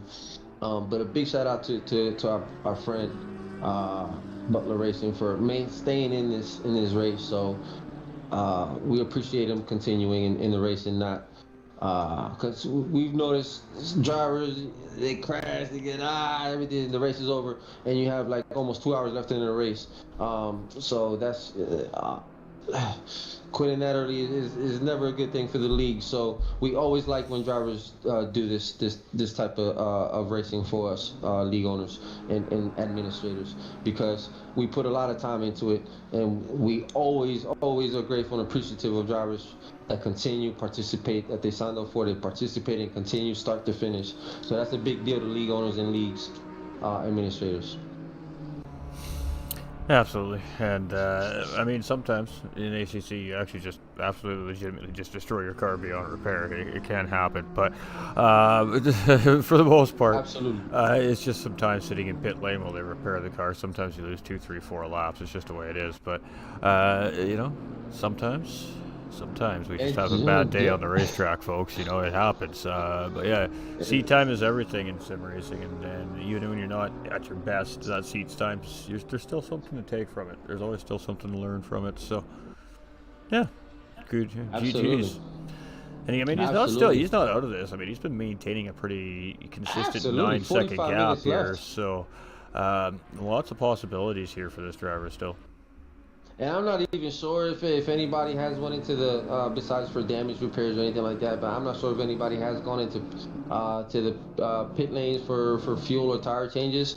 I did step away from the booth there, so I'm not sure if anybody has gone in. Looks like we have one now in 2 cars in pit lane. So your Cass is going in. So I'm not sure if he's getting tires or fuel. I'm thinking fuel for a 2-hour race maybe. Spread the fuel out, or maybe tires, more tires than fuel. I think you could run 2 hours on full fuel on the Beamer. So I'm not sure on Silverstone. But it's either going to be one or the other. So because there's no requirements, so it's optional, whatever your car needs at this point. The question is when and what. So it looks like your Cass is in there and GLR Racer in the pit lane right now. GLR Racer, I'll go to him and see. Okay, so he might just be sitting in pit lane here, because he did get that early damage there, that big damage. So I'm not. It looks like he had just sat in the pits here ever since. So we'll keep an eye out on him if he does come back. But your Cass is now sitting in 13th. In pit lane as he exits the pit now. So all right, so Make It Rain has now made it up to 8th and now chasing Tango, who has a 6.5 second gap on him. And like you said, the grid has definitely spread out here pretty good, and lucky for us, all cars still remain in the grid. I think we lost one. Yeah, Little Mac's no longer on the grid here. And again, to our viewers, these drivers must complete 70% of the race in order to be awarded full points. 70% of the race must be completed in order to be awarded points. So, again, we're at the 43-minute mark, and our current leader, JP Dubs. JP is now in pit lane. And let's put Premier back up into third place here as well. So, again, Bentley could take a pretty heavy fuel load here as well. But with that heavy fuel load, it's definitely going to put some wear on the tires. So, it is interesting to see what these drivers have opted to do for their strategies here today. Butler Racing now up into 12th place with the pit stop from Yacas there as well. So, Nacho Gearbox still out here. You can see some clear damage on the front end of this car, but still out there putting in their paces here as well. Absolutely. So, still Johnny B, our race leader as of right now, with 42 minutes left. Cletus in second, and Premier 5 in third, followed by GLR Seal. So, definitely the Beamers are out tonight. But I'll say Bentley is definitely, and Porsche definitely holding their own tonight. And as well as the McLaren, because Make It Rain is definitely driving that McLaren, and he's been driving the heck out of that McLaren the whole season pretty much. Ever since he's got in that car, he's been pretty consistent in it. So Make It Rain been making moves every race. Like I said, he's very unpredictable, so I don't know what he's gonna give you tonight, but he's definitely gonna give you some competitive. So that's one thing I really like about Make It Rain. On these competitive grids here. So GLR Seal in 4th in the BMW. Again, like I said, a lot of Beamers, and They are ruling tonight. Absolutely. When the sequence of pit stops starting, it's really hard to say who has the win here right now. JP going in quite a bit earlier than Johnny B, who he was driving with all race long, and JP now in 11th place, battling with Hi My Name Is here and getting a nice tidy quick pass done on Hi My Name Is there as well, so getting that done quickly. But in traffic, maybe not ideal here for JP if he's trying to get an undercut situation sorted out here. Well, yeah, well, the strategy is definitely going to play a difference tonight because there's no requirements. So the drivers don't know if those other drivers that maybe they're fighting for is going to make a stop or not. Yeah, so right now there's no requirements. So now the drivers, some drivers may pit, some may not. Don't know whose strategy is what tonight. But it's not like you have a one stop and you're able to tell, well, that driver has not gone in yet, I can make my move now. Or so it's kind of hard to strategize tonight. But some cars are definitely going in pit lane. So not. I'm curious, like you said, curious to know who's taking what the most, what cars are, what's going the most, tires or fuel or combination of both. It's the strategy is different tonight. Like I said, you don't know what drivers are gonna do since there is no requirement. You don't know when and what they're taking. So, looks like Johnny B in the Audi is definitely off-roading. Looks like he's gonna come back onto the track there. Hopefully, be patient and wait till it is safe to do so. And all the way down to P11 from that spin there, ladies and gentlemen. So that wasn't ideal for our points leader coming into the race here tonight. Absolutely not. And again, those are costly mistakes that changed everything for him. And again, he has 39 minutes to see how he bounces back, but costly mistake. Had a good run there in the beginning. Again, it's one thing I'm realizing about ACC platform is your pit strategy and your pits is just as important as your consistency in the race. I think your pit strategies have to be just as consistent, so you know exactly. That way you know exactly. My opinion. That way you know exactly when to pit. It's a lot goes into it, man. That I didn't think was gonna. I didn't think it was gonna be this detailed. After playing it now for this long, so pit strategy to me is just as important as consistency on the track. Absolutely, and always, races can be won and lost at pit lane. So we're just on with GLR Seal here, and again, another quiet. It's just been pretty quiet and chilling here tonight, racing their race, and currently sitting in third place right now as well. So Premier 5 now back up into second place. Cletus now with the race lead, obviously with that mistake from Johnny B. Absolutely. And again, Cletus, congratulations to him for coming in 10th place yesterday in the BMW Team Red. But yeah, Cletus, one of our newest admin race coordinators. So big shout out to him. Congratulations to him. But Cletus very consistent driver. So again, don't know his strategy. He may wait to the last 20 minutes of the race and see if the BMW. Again, don't know how his tires are looking right now. He's running a TC8 and an ABS 4. So not sure how the tires are looking right now. We got a stop and go. 30-second stop and go. Car number 26. So that is Tango gets a stop and go coming out. Again, another costly mistake. And those are so easy to do and irritating, but they're so easy to do. And again, those are costly mistakes. Those 30 seconds are going to be very costly. Right now, he's sitting in the top 10. But again, a costly mistake coming out of exiting pit lane there to receive a stop and go of 30 seconds. And really unfortunate. I mean, we definitely know that car number 225 has a history with those stop and go penalties as well. So the drivers really got to keep it right and tight in pit lane. I mean, race control is really watching in pit lane, and if you make that mistake, they are going to make you pay the price. Absolutely. And that can be very costly for your points, for whatever the case may be in your standings. So looks like JP has made his moves and now currently in 5 as he passes Amavai in 6. So again, that GTR is holding its own right now. Big shout out to our new driver, Amavai, in that GTR. I got a feeling he's gonna be a problem in this GTR if he stays in this car. He's pretty consistent, pretty good from what I've seen. So I think he could be a problem in that car. One of our, probably our only GTR driver. No, actually, I think Ram had the GTR in one of our early series when earlier during the league events, in probably like a year ago too. But as far as seeing the GTR this much on the grid, Amavai has been that guy. So I think he's gonna be a problem the more he stays in that car. But right now JP is in third with 36 minutes left, and a driver of this elite with well, there is a big gap between him and Premier, who's in second. There's a 43-second gap. So that is going to be a tall task there. But again, we were talking JP. JP is such an elite and a very fast driver. And one of our top dogs here and top dragons here in IRL. So now in third. Remember, he dropped down to 11th at 1.12. And the question was, does he have enough time to bounce back? But again, JP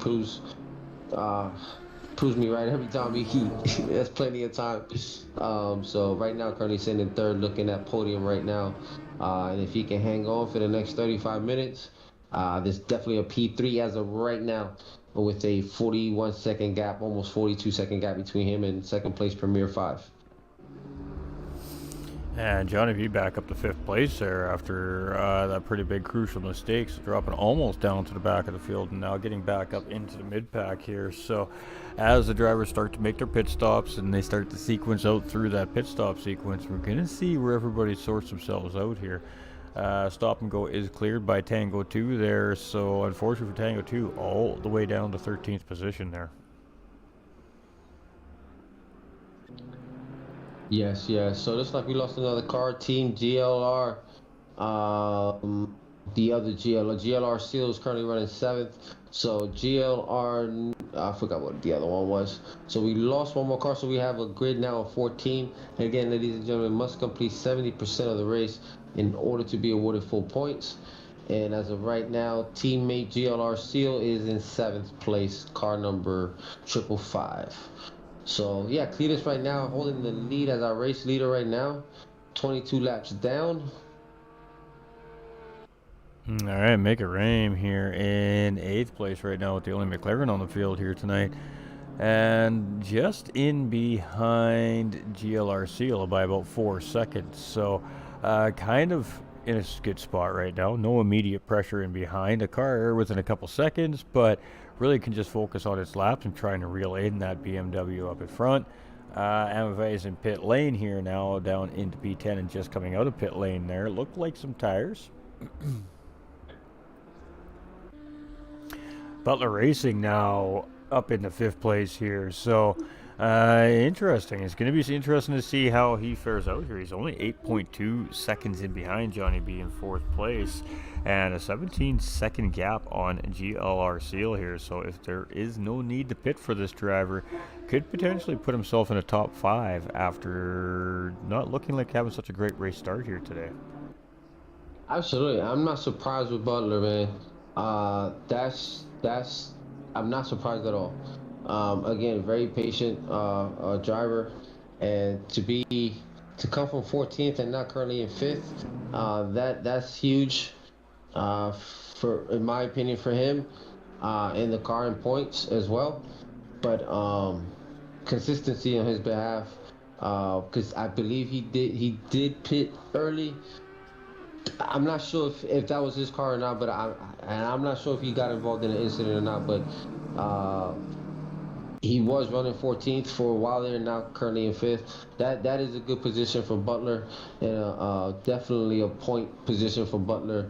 And if he can hold on for the next 32 minutes, and there is a 30-second gap between him and Johnny, and there is there's a pretty good gap between him and 6th place GLR Seal. So Butler's sitting in a pretty good position here, where he's not chasing, nor is he being pressured for 5th spot, top 5. So that's a big deal right now for Butler, and that's a pretty good moves. Absolutely. We're sitting here with our current race leader, Cletus, right now, and he has only a 1.7 second gap on Premier 5. It's been fluctuating between about 1.4 to 1.7 seconds for the last little bit here. I don't think this race is far from over here yet. We got Cletus actually coming into pit lane just as we say something there, and he's going to give up the race lead to Premier 5 as Premier 5, I believe, continued around there. Absolutely. Now Premier 5 is our race leader. I mean, he's still running a consistent race of 2:01.8 with a fastest of 1:5.98. So still running a 2:01.8 in the Bentley, which I don't think he has entered the pit lane yet.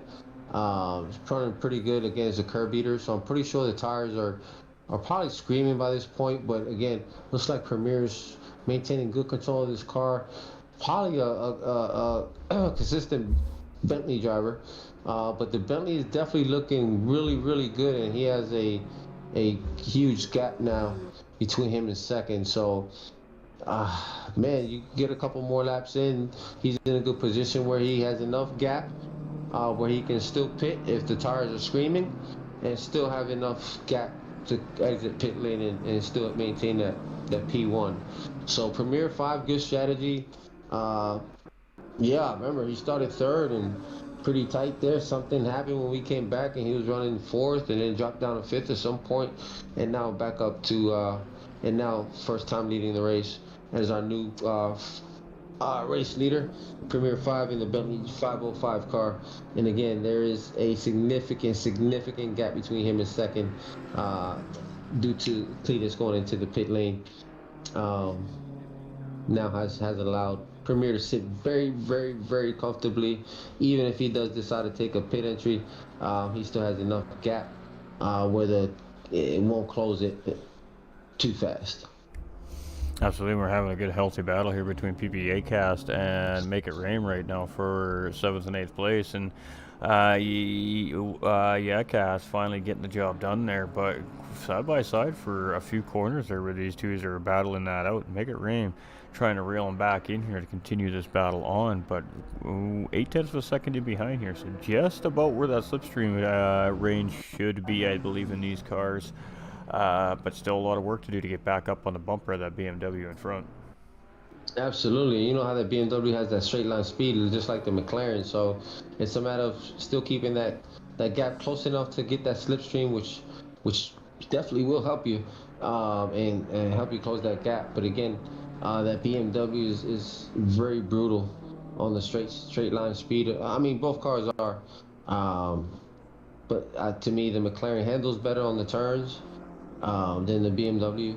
But again, it comes down to who's behind the daggone wheel. And your Cass is definitely gonna. 28 minutes left.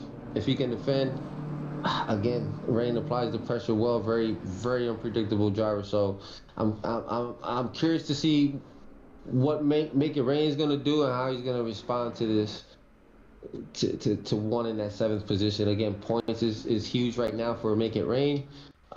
See where he's at in points compared to your Cast. So right now it's points comparison, being that it's the last race. So let me find out where these drivers are sitting.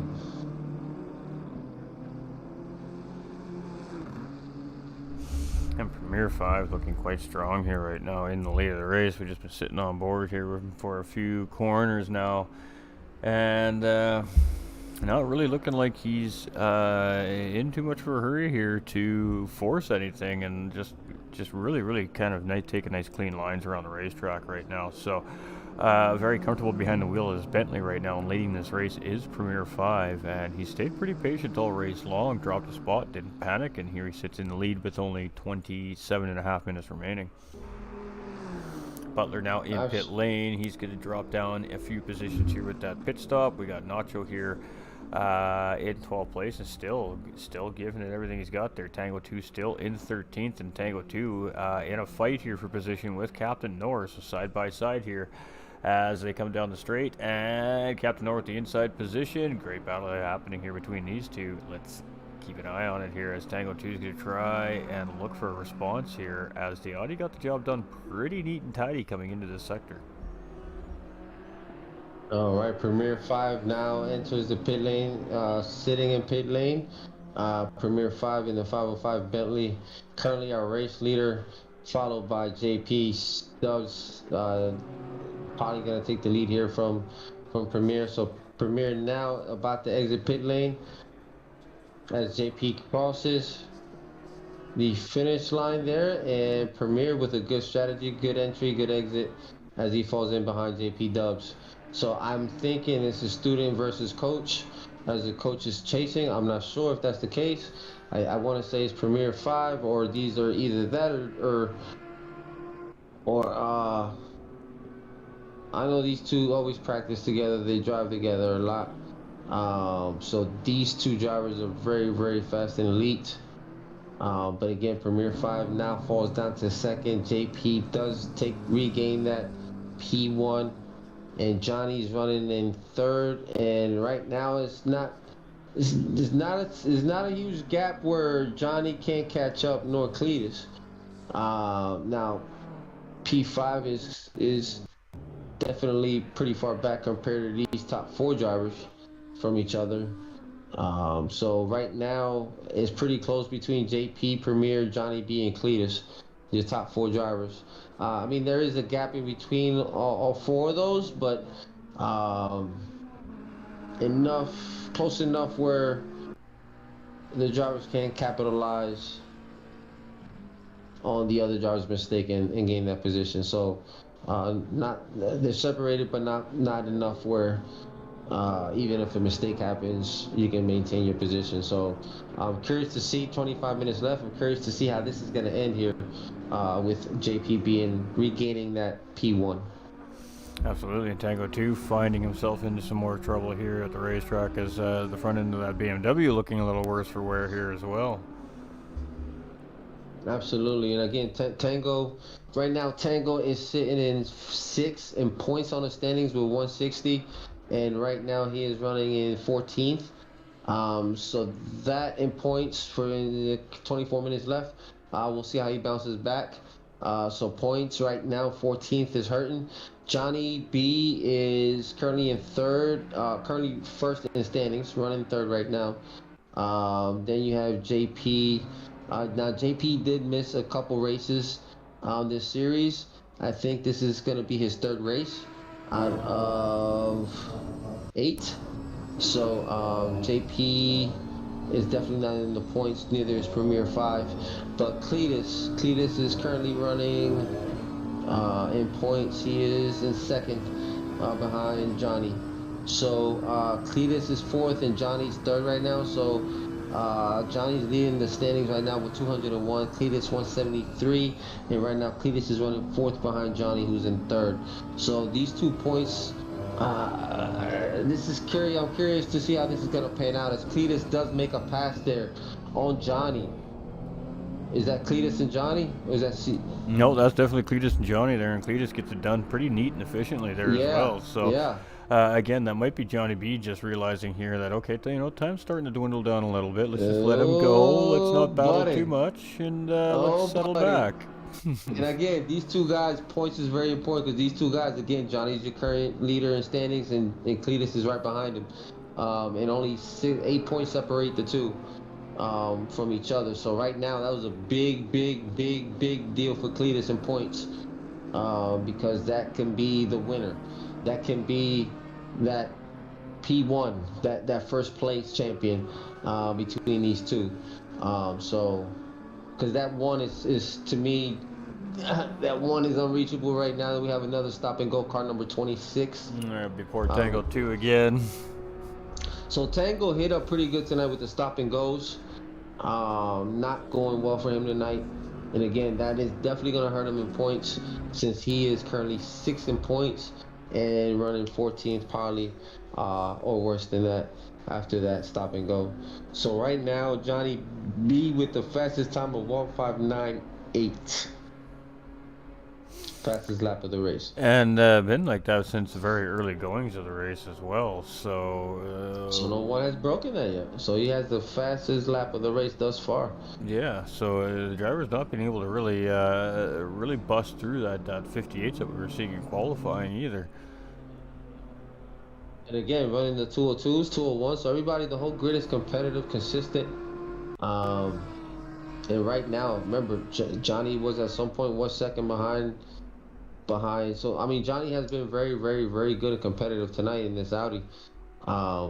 So uh, again, it's just competitive right now because this is points. So Cletus definitely realized that and went ahead and made that move on Johnny. Absolutely, opportunity and knocks a little bit there in a sense. And of course, Johnny too did have that one fairly large mistake that dropped him back several positions in the race a little while ago too, and that proving to be very detrimental right now currently on, pardon me, on the racetrack. Absolutely, absolutely. So JP 6.4 seconds on Premier 5 here. Premier 5 just kind of managing that gap currently right now, not really seeming able to close it up at all. And then there's a little bit of a gap to the rest of the group there from there.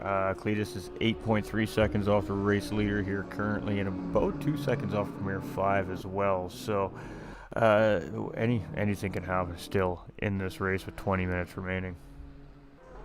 Absolutely, and like I said, you broadcasted some, I broadcasted some where it's not over till it's over, man. That clock hits zero because I've seen stuff go down at the last 1 minute of the race that your jaw drops. Is like, how did that happen? So this is not over by any means necessary with 20 minutes left into the race. The question is, who's gonna survive it? Who's gonna maintain the consistency? Who's gonna maintain the focus? To the end here.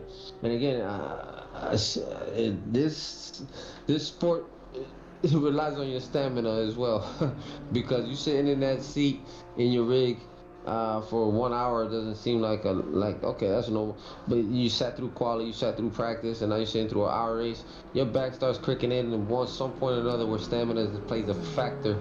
So big shout out to these drivers with 19 minutes remaining, hanging in there in the seat. Luckily, they're not inside the real car because not only do you have to add that, but also the temperature inside the car. So a big shout out. Thank God it's from our comfort of our own homes, but definitely requires stamina. That's for sure. So CJ looking good right now in the BMW in 8th spot right now. And yeah, unfortunately, Tango had a rough night tonight with the stop and goes. So big shout out to Tango, man. Unfortunately, that's gonna hurt him in points tonight.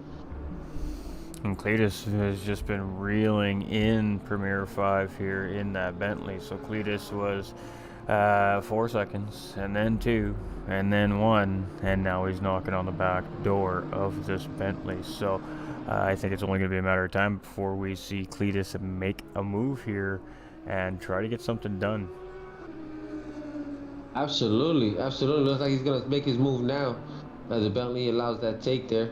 As Cletus now is in second behind JP with a 7-second gap. So that is huge in points for Cletus, as he is now in second and Johnny B is now in fourth. If we're referencing points here. So big good move there for Cletus. Big move. Which now he puts that car now in second in points. Second. Right now, if he can hold on, man, 18 minutes, that'll put him at P2.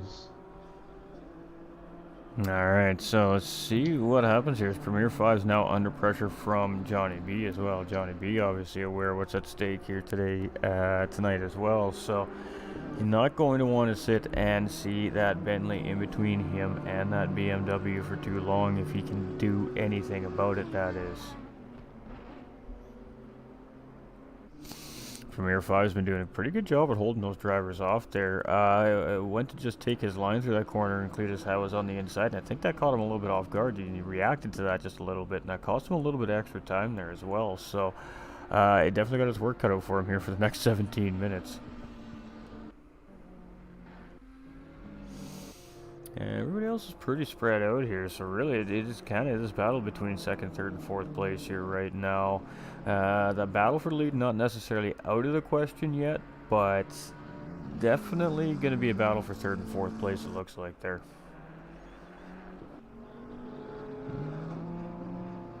5.7 seconds. Cletus is starting to pull JP back down here with 7.6. Now it's 5.6. Oh, yeah, this is definitely not over yet, ladies and gentlemen. That's for sure. Tango 2 coming around the corner sideways there as we jump on the camera there. That looked pretty spicy, but keeps the car underneath him and still coming around the racetrack here. Hi, my name is. We haven't talked too much about this driver here tonight. It's been chilling. We see some great battles from this driver as well, sitting in 9th place currently. And it's a heavy BMW field here right now, but it's a Porsche leading the way.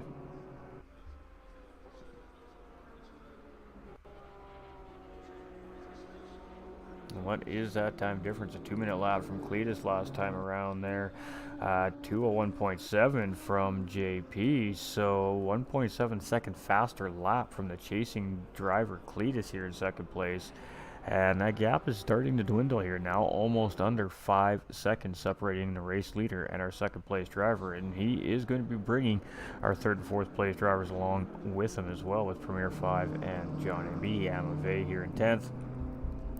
Max and relax and still looking at the top 10 finish here. It's been a pretty feisty race for this driver. Lots of good battles and some oopsies moments, but for the most part, pretty solid race coming from this driver here. And there we go, a little bit of a battle here between Premier 5 and Johnny B. Just as we were talking about it, Johnny B is going to slot up ahead of Premier 5 here now and take that separation in between him and Cletus. So now 5 seconds away from Cletus is Johnny B, and he definitely has some work cut out for him because Cletus is on a mission to win this race.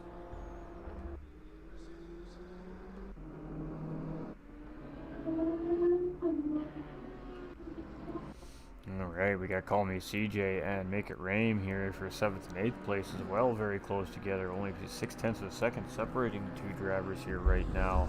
So may see a juicy little battle between McLaren and BMW here before the end of this race as well. Let's just sit with this here for a moment as Call Me CJ now really closing in here, grabbing another 0.2 of a second around those last set of corners. And tires, fuel, all these things could be factoring in. Driver fatigue, of course, focus, concentration. It all matters when you get near the end of these races. Absolutely, man. Sorry about that. I had technical difficulties there with my microphone, but CJ has definitely held his own today. And so has Make It Rain. Make It Rain has definitely raced his race, but CJ definitely looks like today was a learning race for him, but definitely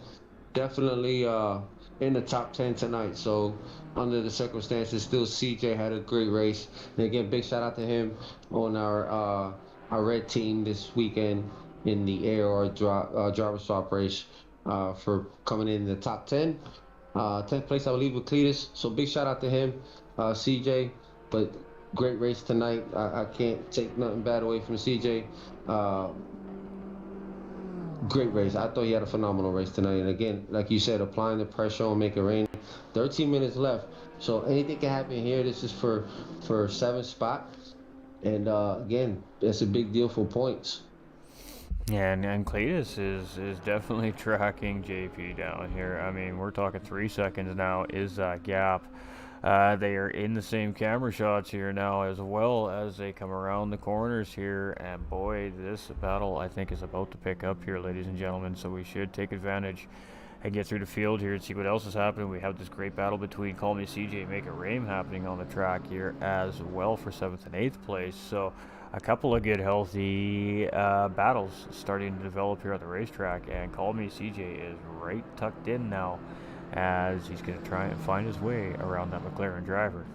And up the inside here, the McLaren driver getting a little bit of a wide entry there and opening up the door, and BMW is going to drive right on through it. And you can see a little flash of light to say thank you there. And P7 now for Call Me CJ and Make It Rain, sitting in behind, trying to track him back down. That was a great move by CJ. Like I said, big shout out to CJ. Very focused, consistent driver. And yeah, he again, you only can defend until you know it's time to, when it's over. And again, apply the pressure on Rain. Just CJ has the pace right now, as you can see. He is steady, probably going to increase his gap here as he made that pass clean and cut there. So big good move there for CJ. That's a big deal for points. And all of our top 3 drivers really putting down some pretty good laps last time around there. For the most part, fairly similar. So Cletus, 2.4 seconds now. Every sector he seems to be just a tenth or two faster than our current race leader JP right now. So Cletus is on the track here with 11.5 minutes remaining. Definitely enough time at the pace he's driving right now to track JP down. So interesting to see how this is going to play out. Absolutely, and now there's a 2-second gap, so Cletus is definitely focused in. Again, 11 minutes left into the race. So we have about what? 5 laps left? About 5 laps left, yeah. About 5 laps left, so right now this is crunch time for all the drivers, so Cletus looks like he is going to remain that focusedness. And like you said, he's closing the gap here on JP. And right now is Porsche versus Beamer, and looks like BMW's coming in hot and strong. And if he can close the gap, as soon as he gets that slipstream, as BMW has a good straight line speed for that backstretch, but the corners are handled a lot better by that Porsche. I'll tell you that much. And Cletus doing a great job of actually managing the pace of the Porsche through the corners, which tells me maybe that the tires. Maybe not in such good shape here for JP's car, and just struggling to find that grip he needs right now to get around the racetrack, because Cletus is almost on him here. He's in that there slipstream, as you said. You can see how quickly, ladies and gentlemen at home, that BMW is catching up to the back end of that Porsche. This is going to be a battle for the lead here very shortly, so we're going to stick with this here as Cletus is reeling in JP. JP looked like he had this thing under control, but Cletus decided, I think I've got this. Let's just kick it into high gear, put that loud pedal down, and see what we can do before this race is over. So Cletus has tracked the leader down. Now he's got to find a way around. Absolutely, absolutely, and like I said, it's now. Now is JP defending, and Cletus. Cletus takes the inside there. Is he able to go ahead and take the lead there? Or is JP going to defend the inside on this next turn here? So it's a great race here between both of these drivers here as they go side by side. Cletus does take the lead on the inside from JP. So great racing and great maneuvering by Cletus in that BMW. So now it's going to be JP. How does he respond back from this? Again, we're under the 10-minute mark here. So this is a big deal, and great way to close this race out, this event out, this series out from Cletus. Again, bringing in that Beamer and applying pressure to JP to go ahead and slip under him on the inside and take that from JP. The question is, how does JP respond back with under 9 minutes left? And does Cletus pull away, or does he stay focused and take this P1 and the championship at this point? I don't think JP has the car that Cletus has right now. JP went for that big undercut. He pitted about 4 or 5 laps before Cletus did, and I think Cletus just has a fresher race car underneath of him right now. I think it's going to be a tall order for JP to try and get around that BMW here, but JP is an elite driver here, so absolutely, it's could have just been playing a little bit of possum, maybe trying to get that driver to use his car up a little bit there, and JP's going to bring this thing back at the end of the race. It's really hard to say, but still within slipstream range here is JP, so this is far from over. Absolutely far from it, and I'll tell you right now, I do agree with what you said. I believe it is the tires of JP in that Porsche. I mean, the last lap he ran was a 203. Cletus is running a 201, so there's definitely a 2-second difference. And that definitely tells me the tires here. So that straight line speed is too much for that for that Porsche. So this is where the separation occurs here on that straight line speed in the back. A great little shot of the flames coming out of the back exhaust of that Porsche JP there as he was trying to stick with Cletus here. But Cletus is just picking up the tenths little bit by little bit here on JP. No matter how hard he tries to keep this time up in the corners here, just struggling for grip, it appears, underneath that race car. Absolutely, and again, he was very competitive. The car looks like it felt great for him, and the car responded well tonight for Cletus, man, because he's definitely getting faster, it seems like, at the end of the race. and he's very comfortable, sitting pretty in this car. And again, I think now you can see the 1.5 second gap increase between him and JP. So JP's tires are definitely screaming. And right now, Cletus has the better tires in the car, better grip, and as you can see, the more focus and that separation there is comfortable enough, in my opinion, for Cletus right now in the BMW. So I mean, phenomenal racing tonight on his behalf, and it's like the car just responded how he wanted it to. And as hey, 6 minutes left, you may be seeing your champion for the series right here. And just as you're talking about that, we're sitting on board with Johnny B in third place here as he is trying to reel JP in here as well. And we're just monitoring that timing gap here as they come across the start-finish line. And Johnny B is just slightly faster than JP right now, so JP might not be done being under pressure before this race timer runs out here today. That may be the case, man. We're at the 5 minute mark here. We just hit under the 6 minute mark. With 5:48 left, but that's not a lot of time at all, in my opinion, for any tall task holders. With that separation there between the first three cars here, so I think, in my opinion, the way these three drivers are going in the separation between third and fourth, I think these drivers are pretty comfortable where they're at. I think this is going to be your podium finish here, but again, anything can happen. I've seen worse. I've seen stuff happen in the last minute, last 45 seconds of the race that should have never happened, but it happened, and different outcomes. So, but from what I see here, the separation is good enough. The drivers seem comfortable. I don't see JP closing the gap. I think JP's tires are screaming right now in the Porsche, and I just think, right now, Cletus's BMW is just looking very good. The car responded very well at the end, so I think Cletus will probably cross his finish line first, and probably crown champion of the series after tonight. I don't know, Johnny B. I mean, he's knocking time off JP here, but the clock is definitely not in his favor here. He is going to need to put down a couple of really good laps to have a shot at getting around that second place driver here tonight, but definitely bleeding down the time a little bit here from JP up in front of him. Right, I mean, after this lap, we have one more lap left. Hard to say. It is hard to say. They may go one more time around here. I mean, yeah, one more time. I'm sorry. After this lap would be one more lap. So Cletus running a two flat 7. So right now, Johnny's just, Cletus is just consistent right now, very consistent. And Johnny has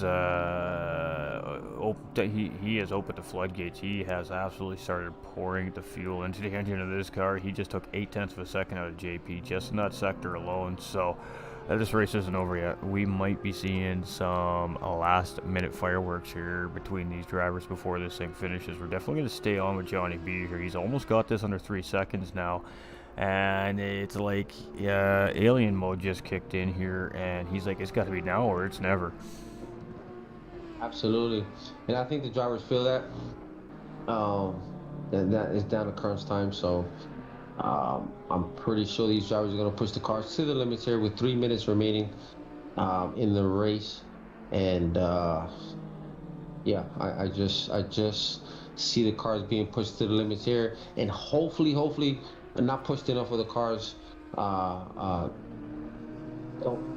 the cars are out of spin out or something like that. So this is the crunch time where you need to push the car, but also maintain car control and consistency in order to get past that finish line. So this is definitely going to be interesting to see how the outcome of these points play out.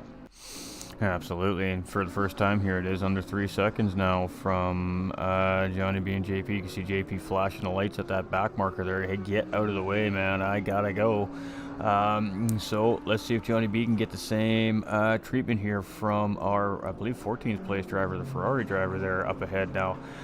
Not ideal situation here for a late race potential battle for, well, a championship. And you can see that Ferrari has just gotten out of the way. That Ferrari wants nothing to do with this. He knows what's at stake here. Great job by the 14th place driver. 2.8 seconds now is that gap. And this is the final lap. This is going to be it here, I think, ladies and gentlemen. It's going to be super close here. Absolutely, this is definitely going to be the final lap here as they come through the S's. But yeah, like you said, and Johnny's still holding that fastest lap of the race of 1:59.8. That has not changed. But the circumstances of the race has changed. But Johnny still holds that fastest lap of the race of 1:59.8. And like you said, it's not over yet between Johnny and JP. But again, time is not in the favor as this is the last lap. The only thing I see here is JP making a crucial mistake, which will allow Johnny to capitalize on that with the Audi. But as of right now, I think this is going to be your podium here for the night. If they can maintain this for the next minute. But yeah, I don't think time is on Johnny's favor right now with the 2.5, almost a 2.3 second gap between him and JP. Again, let's keep in mind JP is still a consistent driver. He's managing those tires as best as he can in that Porsche, and he's gonna eliminate mistakes as much as possible. And that's just the way JP races. And again, this is what we expect in and day out, week in and week out when we do these races and these guys are on the grid. They're experienced enough to know how to push the car, when to push the car, especially if it's struggling, and this is in the line. So, yeah, Johnny is definitely closing the gap, but is it enough for him to close and beat JP? Don't think so. And again, I think they're going to go again here. I think we're going to see one more. One more lap. So this is definitely not over now. I kind of suspected it was going to be that close at the finish line here, and the top three drivers definitely get around there again. So this is official final lap here now of the race, and that gap is under 2 seconds. So it's still not out of the works. Absolutely not. You're absolutely correct. My assumption was that was it. But again, we get one more lap in, and it's weird because ACC sometimes I've been in other rooms where that was the last lap and you still had like 8 seconds left. But all right, so tonight's a different story. So this does change everything, and again, one lapper, and Johnny still has an opportunity. But like I said, in my opinion, from what I know, JP, it's only gonna happen if JP makes a mistake. In my opinion. However, though, these drivers are only considering a 38-lap race here. Now we're on lap 39, and they didn't allow for that in that fuel strategy. That could change things here. So as well, anything really is possible here still, as Choco's been saying over the last 120 minutes here. So I mean, that is a 3-liter difference, at least average. So you calculate 3 liters too short. That's a huge difference. That's huge. So one lap can matter in liters if you didn't calculate for it. Yes. So slipstream is now right on the edge here. This is going to be close. So we're about halfway around the track here. So there's your fuel saver. Johnny B is giving it everything that Audi's got to try and get up to that Porsche right now. And I know JP feels that pressure. But again, only JP can take himself out. From what I've known, and I know JP to be that driver. Again, congratulations to Cletus there with a great race finish, and it's going to be JP just edging out here Johnny B. That was a close race right there. Johnny B really gave him a run for his money there at the end. It's going to be Premier 5 coming around here. In 4th place with GLR Seal in 5th, it looks like Yakast and Call Me CJ in 6th and 7th place, with Make It Rain coming in a top 8 finish there. He's just up in behind Tango 2 right now, who's Well, he's going to finish this race here today. It was a tough one for him, but that car is going to take that checkered flag here today. It's Hi, My Name is what, 9th, with Amave rounding out that top 10 here tonight as well in that GTR. Congratulations to Amave. We've got Butler Racing in 11th, Captain Noor in 12th place, Tango 2 sitting there in 13th, and Nacho Gearbox going to round out the field here in 14th. 14 running cars remaining on the grid here today. Absolutely, man. I want to give as well a big shout out to all the drivers that participated today from start to finish and finished the race. So big shout out to those. Big shout out to all the season participants. A big shout out to the podium winner tonight, Cletus, and the podium overall with JP second and Johnny B third. So big shout out to the podium, and we'll look to Cletus more than likely is our champion for the series. But a big shout out to all the drivers tonight. And I don't know about you, but I didn't see too many incidents this evening. No, nothing too major. A little bit of contacts here and there. I don't think there was anything that really was, I guess, what you would consider a malicious contact in a sense, where another driver's completely just spun another driver out or something like that. It looked like a pretty neat and tidy race, and like I said, when you only have 16 cars bearing down into turn 1 here at Silverstone as opposed to 30, that should make a little bit of a difference at race start, and the drivers definitely did have exactly that, a good race start here today. So unofficial results here, of course, after incident reporting and the whole deal that happens here behind the scenes. It is Cletus here with the win, JP in second, Johnny B in third, and also the fastest lap on the racetrack belonging to Johnny B and Team Audi. Premier 5 in the Bentley in fourth, with Seal in fifth, Yakast in sixth, with Call Me CJ in seventh, Make It Rain in eighth place, with Hi My Name is in ninth, and Amave rounding out the top 10. Butler Racing coming in very close behind in 11th, with Captain Noor in 12th. Had a great start, had a rough midsection, and coming there in 12th place, but great season for Captain Noor here. Tango 2 in 13th, Nacho Gearbox there in 14th, GLR Racer with the DNF there in 15th, and Little Mac also with a DNF there in 16th. So 2 BMWs behind pit wall here before this race was finished tonight. So congratulations to all the drivers here throughout a tough 8-week season here at Infinite Racing League. Yes, sir. 8-week season has finally come to a close at Silverstone. And again, a big congratulations to the podium winners, Cletus at P1, JP at P2, and Johnny B at P3. So your winner tonight, the BMW, followed by the Porsche and the Audi in third. And again, Tango, unfortunate night for Tango with the 2 stop and goes, which cost him a lot of it was costly this evening for him, especially in points. So Tango coming in tonight in the 13th spot, 2 stop and goes, very costly, and we'll see where he ends up in points. So a big shout out again to our podium winners, and a great season on behalf of RL Racing. I want to thank all the drivers for participating tonight. Ghost, thank you for broadcasting with us this season. What does it look like moving forward here with the GT45 gaming in RL? Will look like not sure, just like Sundays moving forward for our season. So is this something we need to look forward to for our viewers and our drivers? Absolutely. We'll be continuing our Sunday broadcast, of course, when the next season arises here. And, well, stay tuned to the socials for that. Stay tuned in the GT45 Gaming Discord as well. We'll have all those new and upcoming events coming from Infinite Racing League and ACC posted to the Discord server, so you guys can find it nice and easily as well for the community over there in the Discord server. If you're not in the Discord server, better ask for an invite in those chats so we can get it to you, so you guys can get involved. Discord is one of the best ways to find especially ACC Sim League racing. If it's not on SimGrid or one of those other types of platforms, Discord is definitely the way to go. That's where most of the communities operate out of, and in this case, Infinite Racing League is no different, but you can also find them on SimGrid as well. Is that right, Jocko? Yes, sir. You can definitely find us on SimGrid as we do post our events there.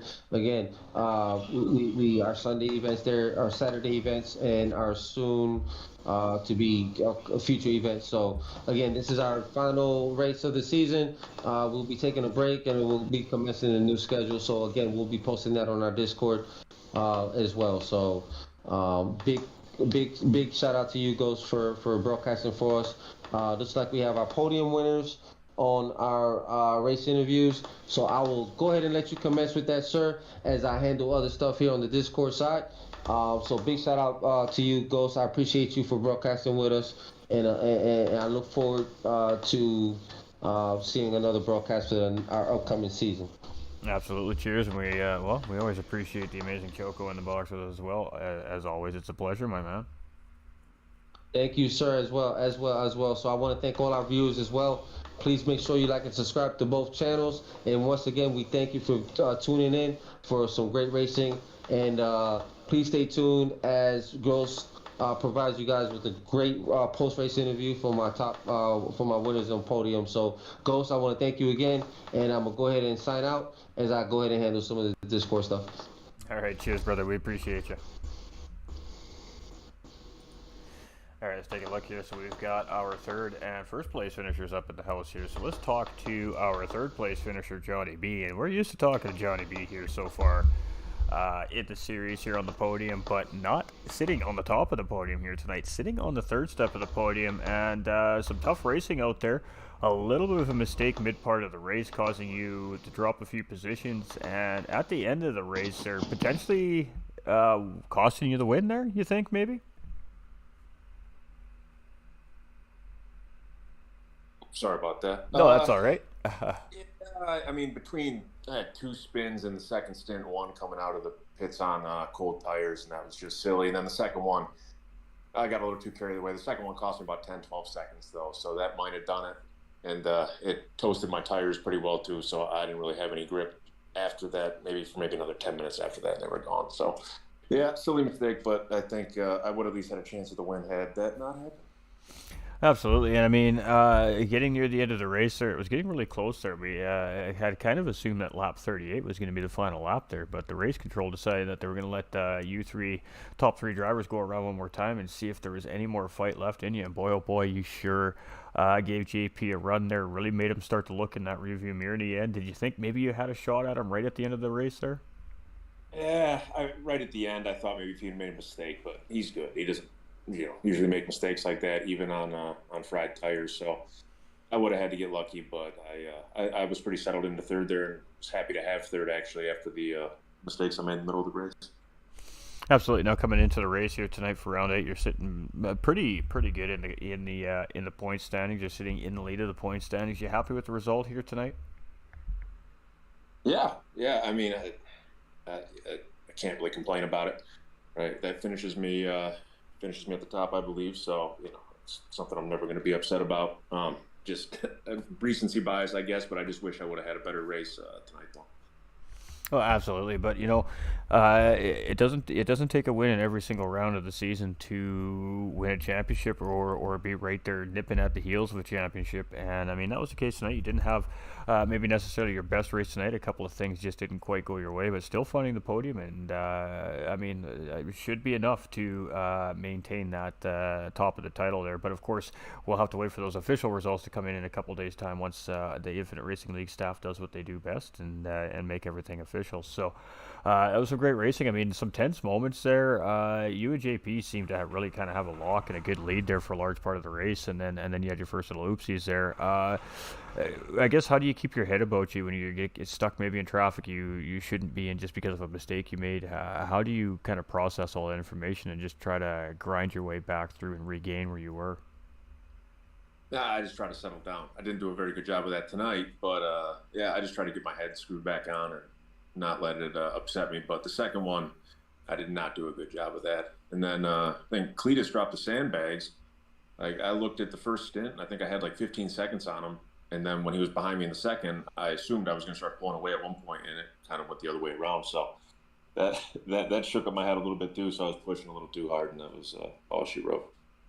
Absolutely, and I mean JP definitely used his car up a little bit there. We could definitely tell in the box here that those tires were definitely not giving him the traction he was looking for. But again, like you said, a very good driver and just able to hold off that second place push from you there. But great race season for you, great race finish, and I guess anything you want to add to your season and any final shoutouts for this final race this season?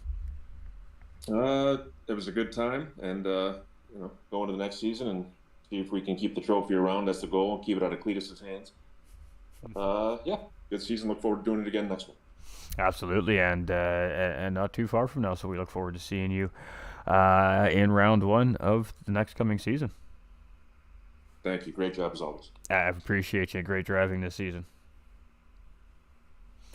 All right, ladies and gentlemen, we don't have JP here in the box here with us, so we're just going to jump right up to Cletus. And if we're going to talk about drivers, talk about this guy. Like like Johnny B just said, I mean, he just seemed to drop 50 pounds or 100 pounds of lead weight out of that car in one of the corners all of a sudden and just hit the nitro button and go game on. Was that a part of the strategy? Were you just kind of saving your race car for a certain point of the race and then decide to push? Or was it kind of a race-specific detail here for you tonight as you realized you were kind of gaining on JP there and just kind of sent it out? What was your strategy here near the end of that race tonight? Because it was a great drive. I think most of all, it was just trying to see what they were going to do, if they were going to swap tires at the pit stop. I ended up doing it because Silverstone's traditionally a brutal track on tires. So once I realized they didn't swap tires, I knew I had a shot at a podium. I didn't know if I had a shot at a win. I kind of was watching my Delta the entire last stint to see how much I was gaining on them, and I think for most of it, I think I was about a second to a second and a half a lap faster. So, that little carrot dangling when you see those times, it makes it a little bit more easier to push harder. Absolutely, and JP went for a bit of an undercut situation there when he made his pit stop. His pit, I believe it was about 3 or 4 laps before you. So do you think that maybe attributed a little bit to you being able to chase him down a little easier as well? You had just a little bit more of a fresh race car underneath you? I would say, yeah, definitely. My whole goal was to try to run deep. I know I didn't have the overall flat-out pace, I don't think, tonight of Johnny and JP, but I figured if I could play the strategy right, it would hopefully work out in my favor. I pushed the car probably a little too hard in the beginning of the first stint, so I wasn't too optimistic.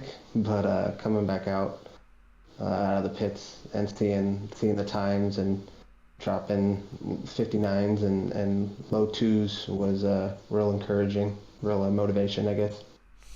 Absolutely. So, I mean, the pit crew behind the wall doing what they're supposed to do. They're getting their information right, getting that car dialed in for that last stint. And boy, oh boy, did it pay off here for you tonight with that big race win. I mean, you were chasing Johnny B there in the point standings. Do you think it's enough to knock him off that top spot here for the season? No, he had a heck of a season. I made too many mistakes early on in the season. But definitely it's motivation now going into next season, knowing that we can run close, we can beat them. So I think he earned it this year as he did last year. But we're definitely gonna gun for knocking him off that top spot. Oh, and definitely from what we've seen this season, broadcasting these amazing races here at ACC and IRL is he's not the only competition on this racetrack. I mean, the field is proving to be and start becoming very competitive here as you guys continue to grow as a driver community and, of course, in reputation as well. So Johnny B, champion for now, unofficially, but Cletus definitely in the hunt for knocking him and taking that crown away here next season. So are you pretty overall happy with your season and how everything went this season? I would say, yeah. I mean, I think I ended up probably P2 in the championship. Can't really complain about that. Driving wise, I know I made too many mistakes throughout the season and let him get too far out in front. But I would say, can't really too upset when you come home P2 in a championship with the level of competition we have in the league. So all in all, I'd say, yeah, it's a pretty good season. Absolutely, and I mean, what else could we say? That was just a great drive from you. He just turned on the afterburners, and it was just lap by lap. Yeah, Choco and myself sitting in the booth just waiting to see when it was that you're going to catch up, and then how long it was that battle was going to continue. We know JP's a quality driver as well. We've seen him over several other seasons here in this commentary booth as well. And know he's a very good driver. So, great race, great strategy tonight, and it paid off big time with a finale win here for 2 hours at Silverstone. So, thoughts going into next season, I guess, ready to go right now or looking forward to the little break? probably looking forward to a little. I mean, again, hats off to both JP. I mean, we hung side by side, I think, through the first set of chicanes. No touching, no nothing. So definitely looking for a short little break, but getting ready to go with them in the league. Absolutely, and I mean, congratulations on a really great race win here tonight. And maybe we'll be talking to Cletus again next season over a few races, as he's really going to try and see if he can claim his crown here in the GT3 Sunday Americas Cup. So congratulations, great racing. It was fun to watch, and congratulations to all the drivers on just a really great season. We had huge grids tonight. We had some really amazing action on the racetrack, not only tonight, but every other round leading up to tonight as well. So give yourselves a round of applause, and those teams behind the scenes a round of applause, because a lot of work and a lot of time goes into these races. And, without the drivers, we don't have the action on the racetrack. So thank you to yourself for the win tonight and the great action on track. But thank you to all the whole drivers field for being here and giving us a great 2-hour race at Silverstone. And I guess anything you want to add to that, and any final remarks and shout-outs? I would just say, thanks for the awesome commentary. Showing people afterwards, they thoroughly enjoy it. And thanks to the IRL guy. Thanks to the on the grid. They make it fun. They make it worth it. And I'm hoping Johnny, just let him know I'm still coming for him. And I'm sure that he'll be up to the challenge to try and defend that crown next season as well. But some great racing here at the Infinite Racing League tonight, ladies and gentlemen, and congratulations to Cletus for that first place win. JP just holding on to second place from Johnny B, and Johnny B most likely locking down a season's championship here this season after 2 hours of Silverstone. I just want to thank everybody for being here. Again, thank you, Cletus, for taking some time to talk with us here this evening, and see you in a couple weeks' time. Yep, sounds good. Thank you, sir. All right, ladies and gentlemen, we got a little bit of catching up to do here, as lots of likes coming in, lots of shares, tons of comments. Congrats, Johnny. Congrats, Podium.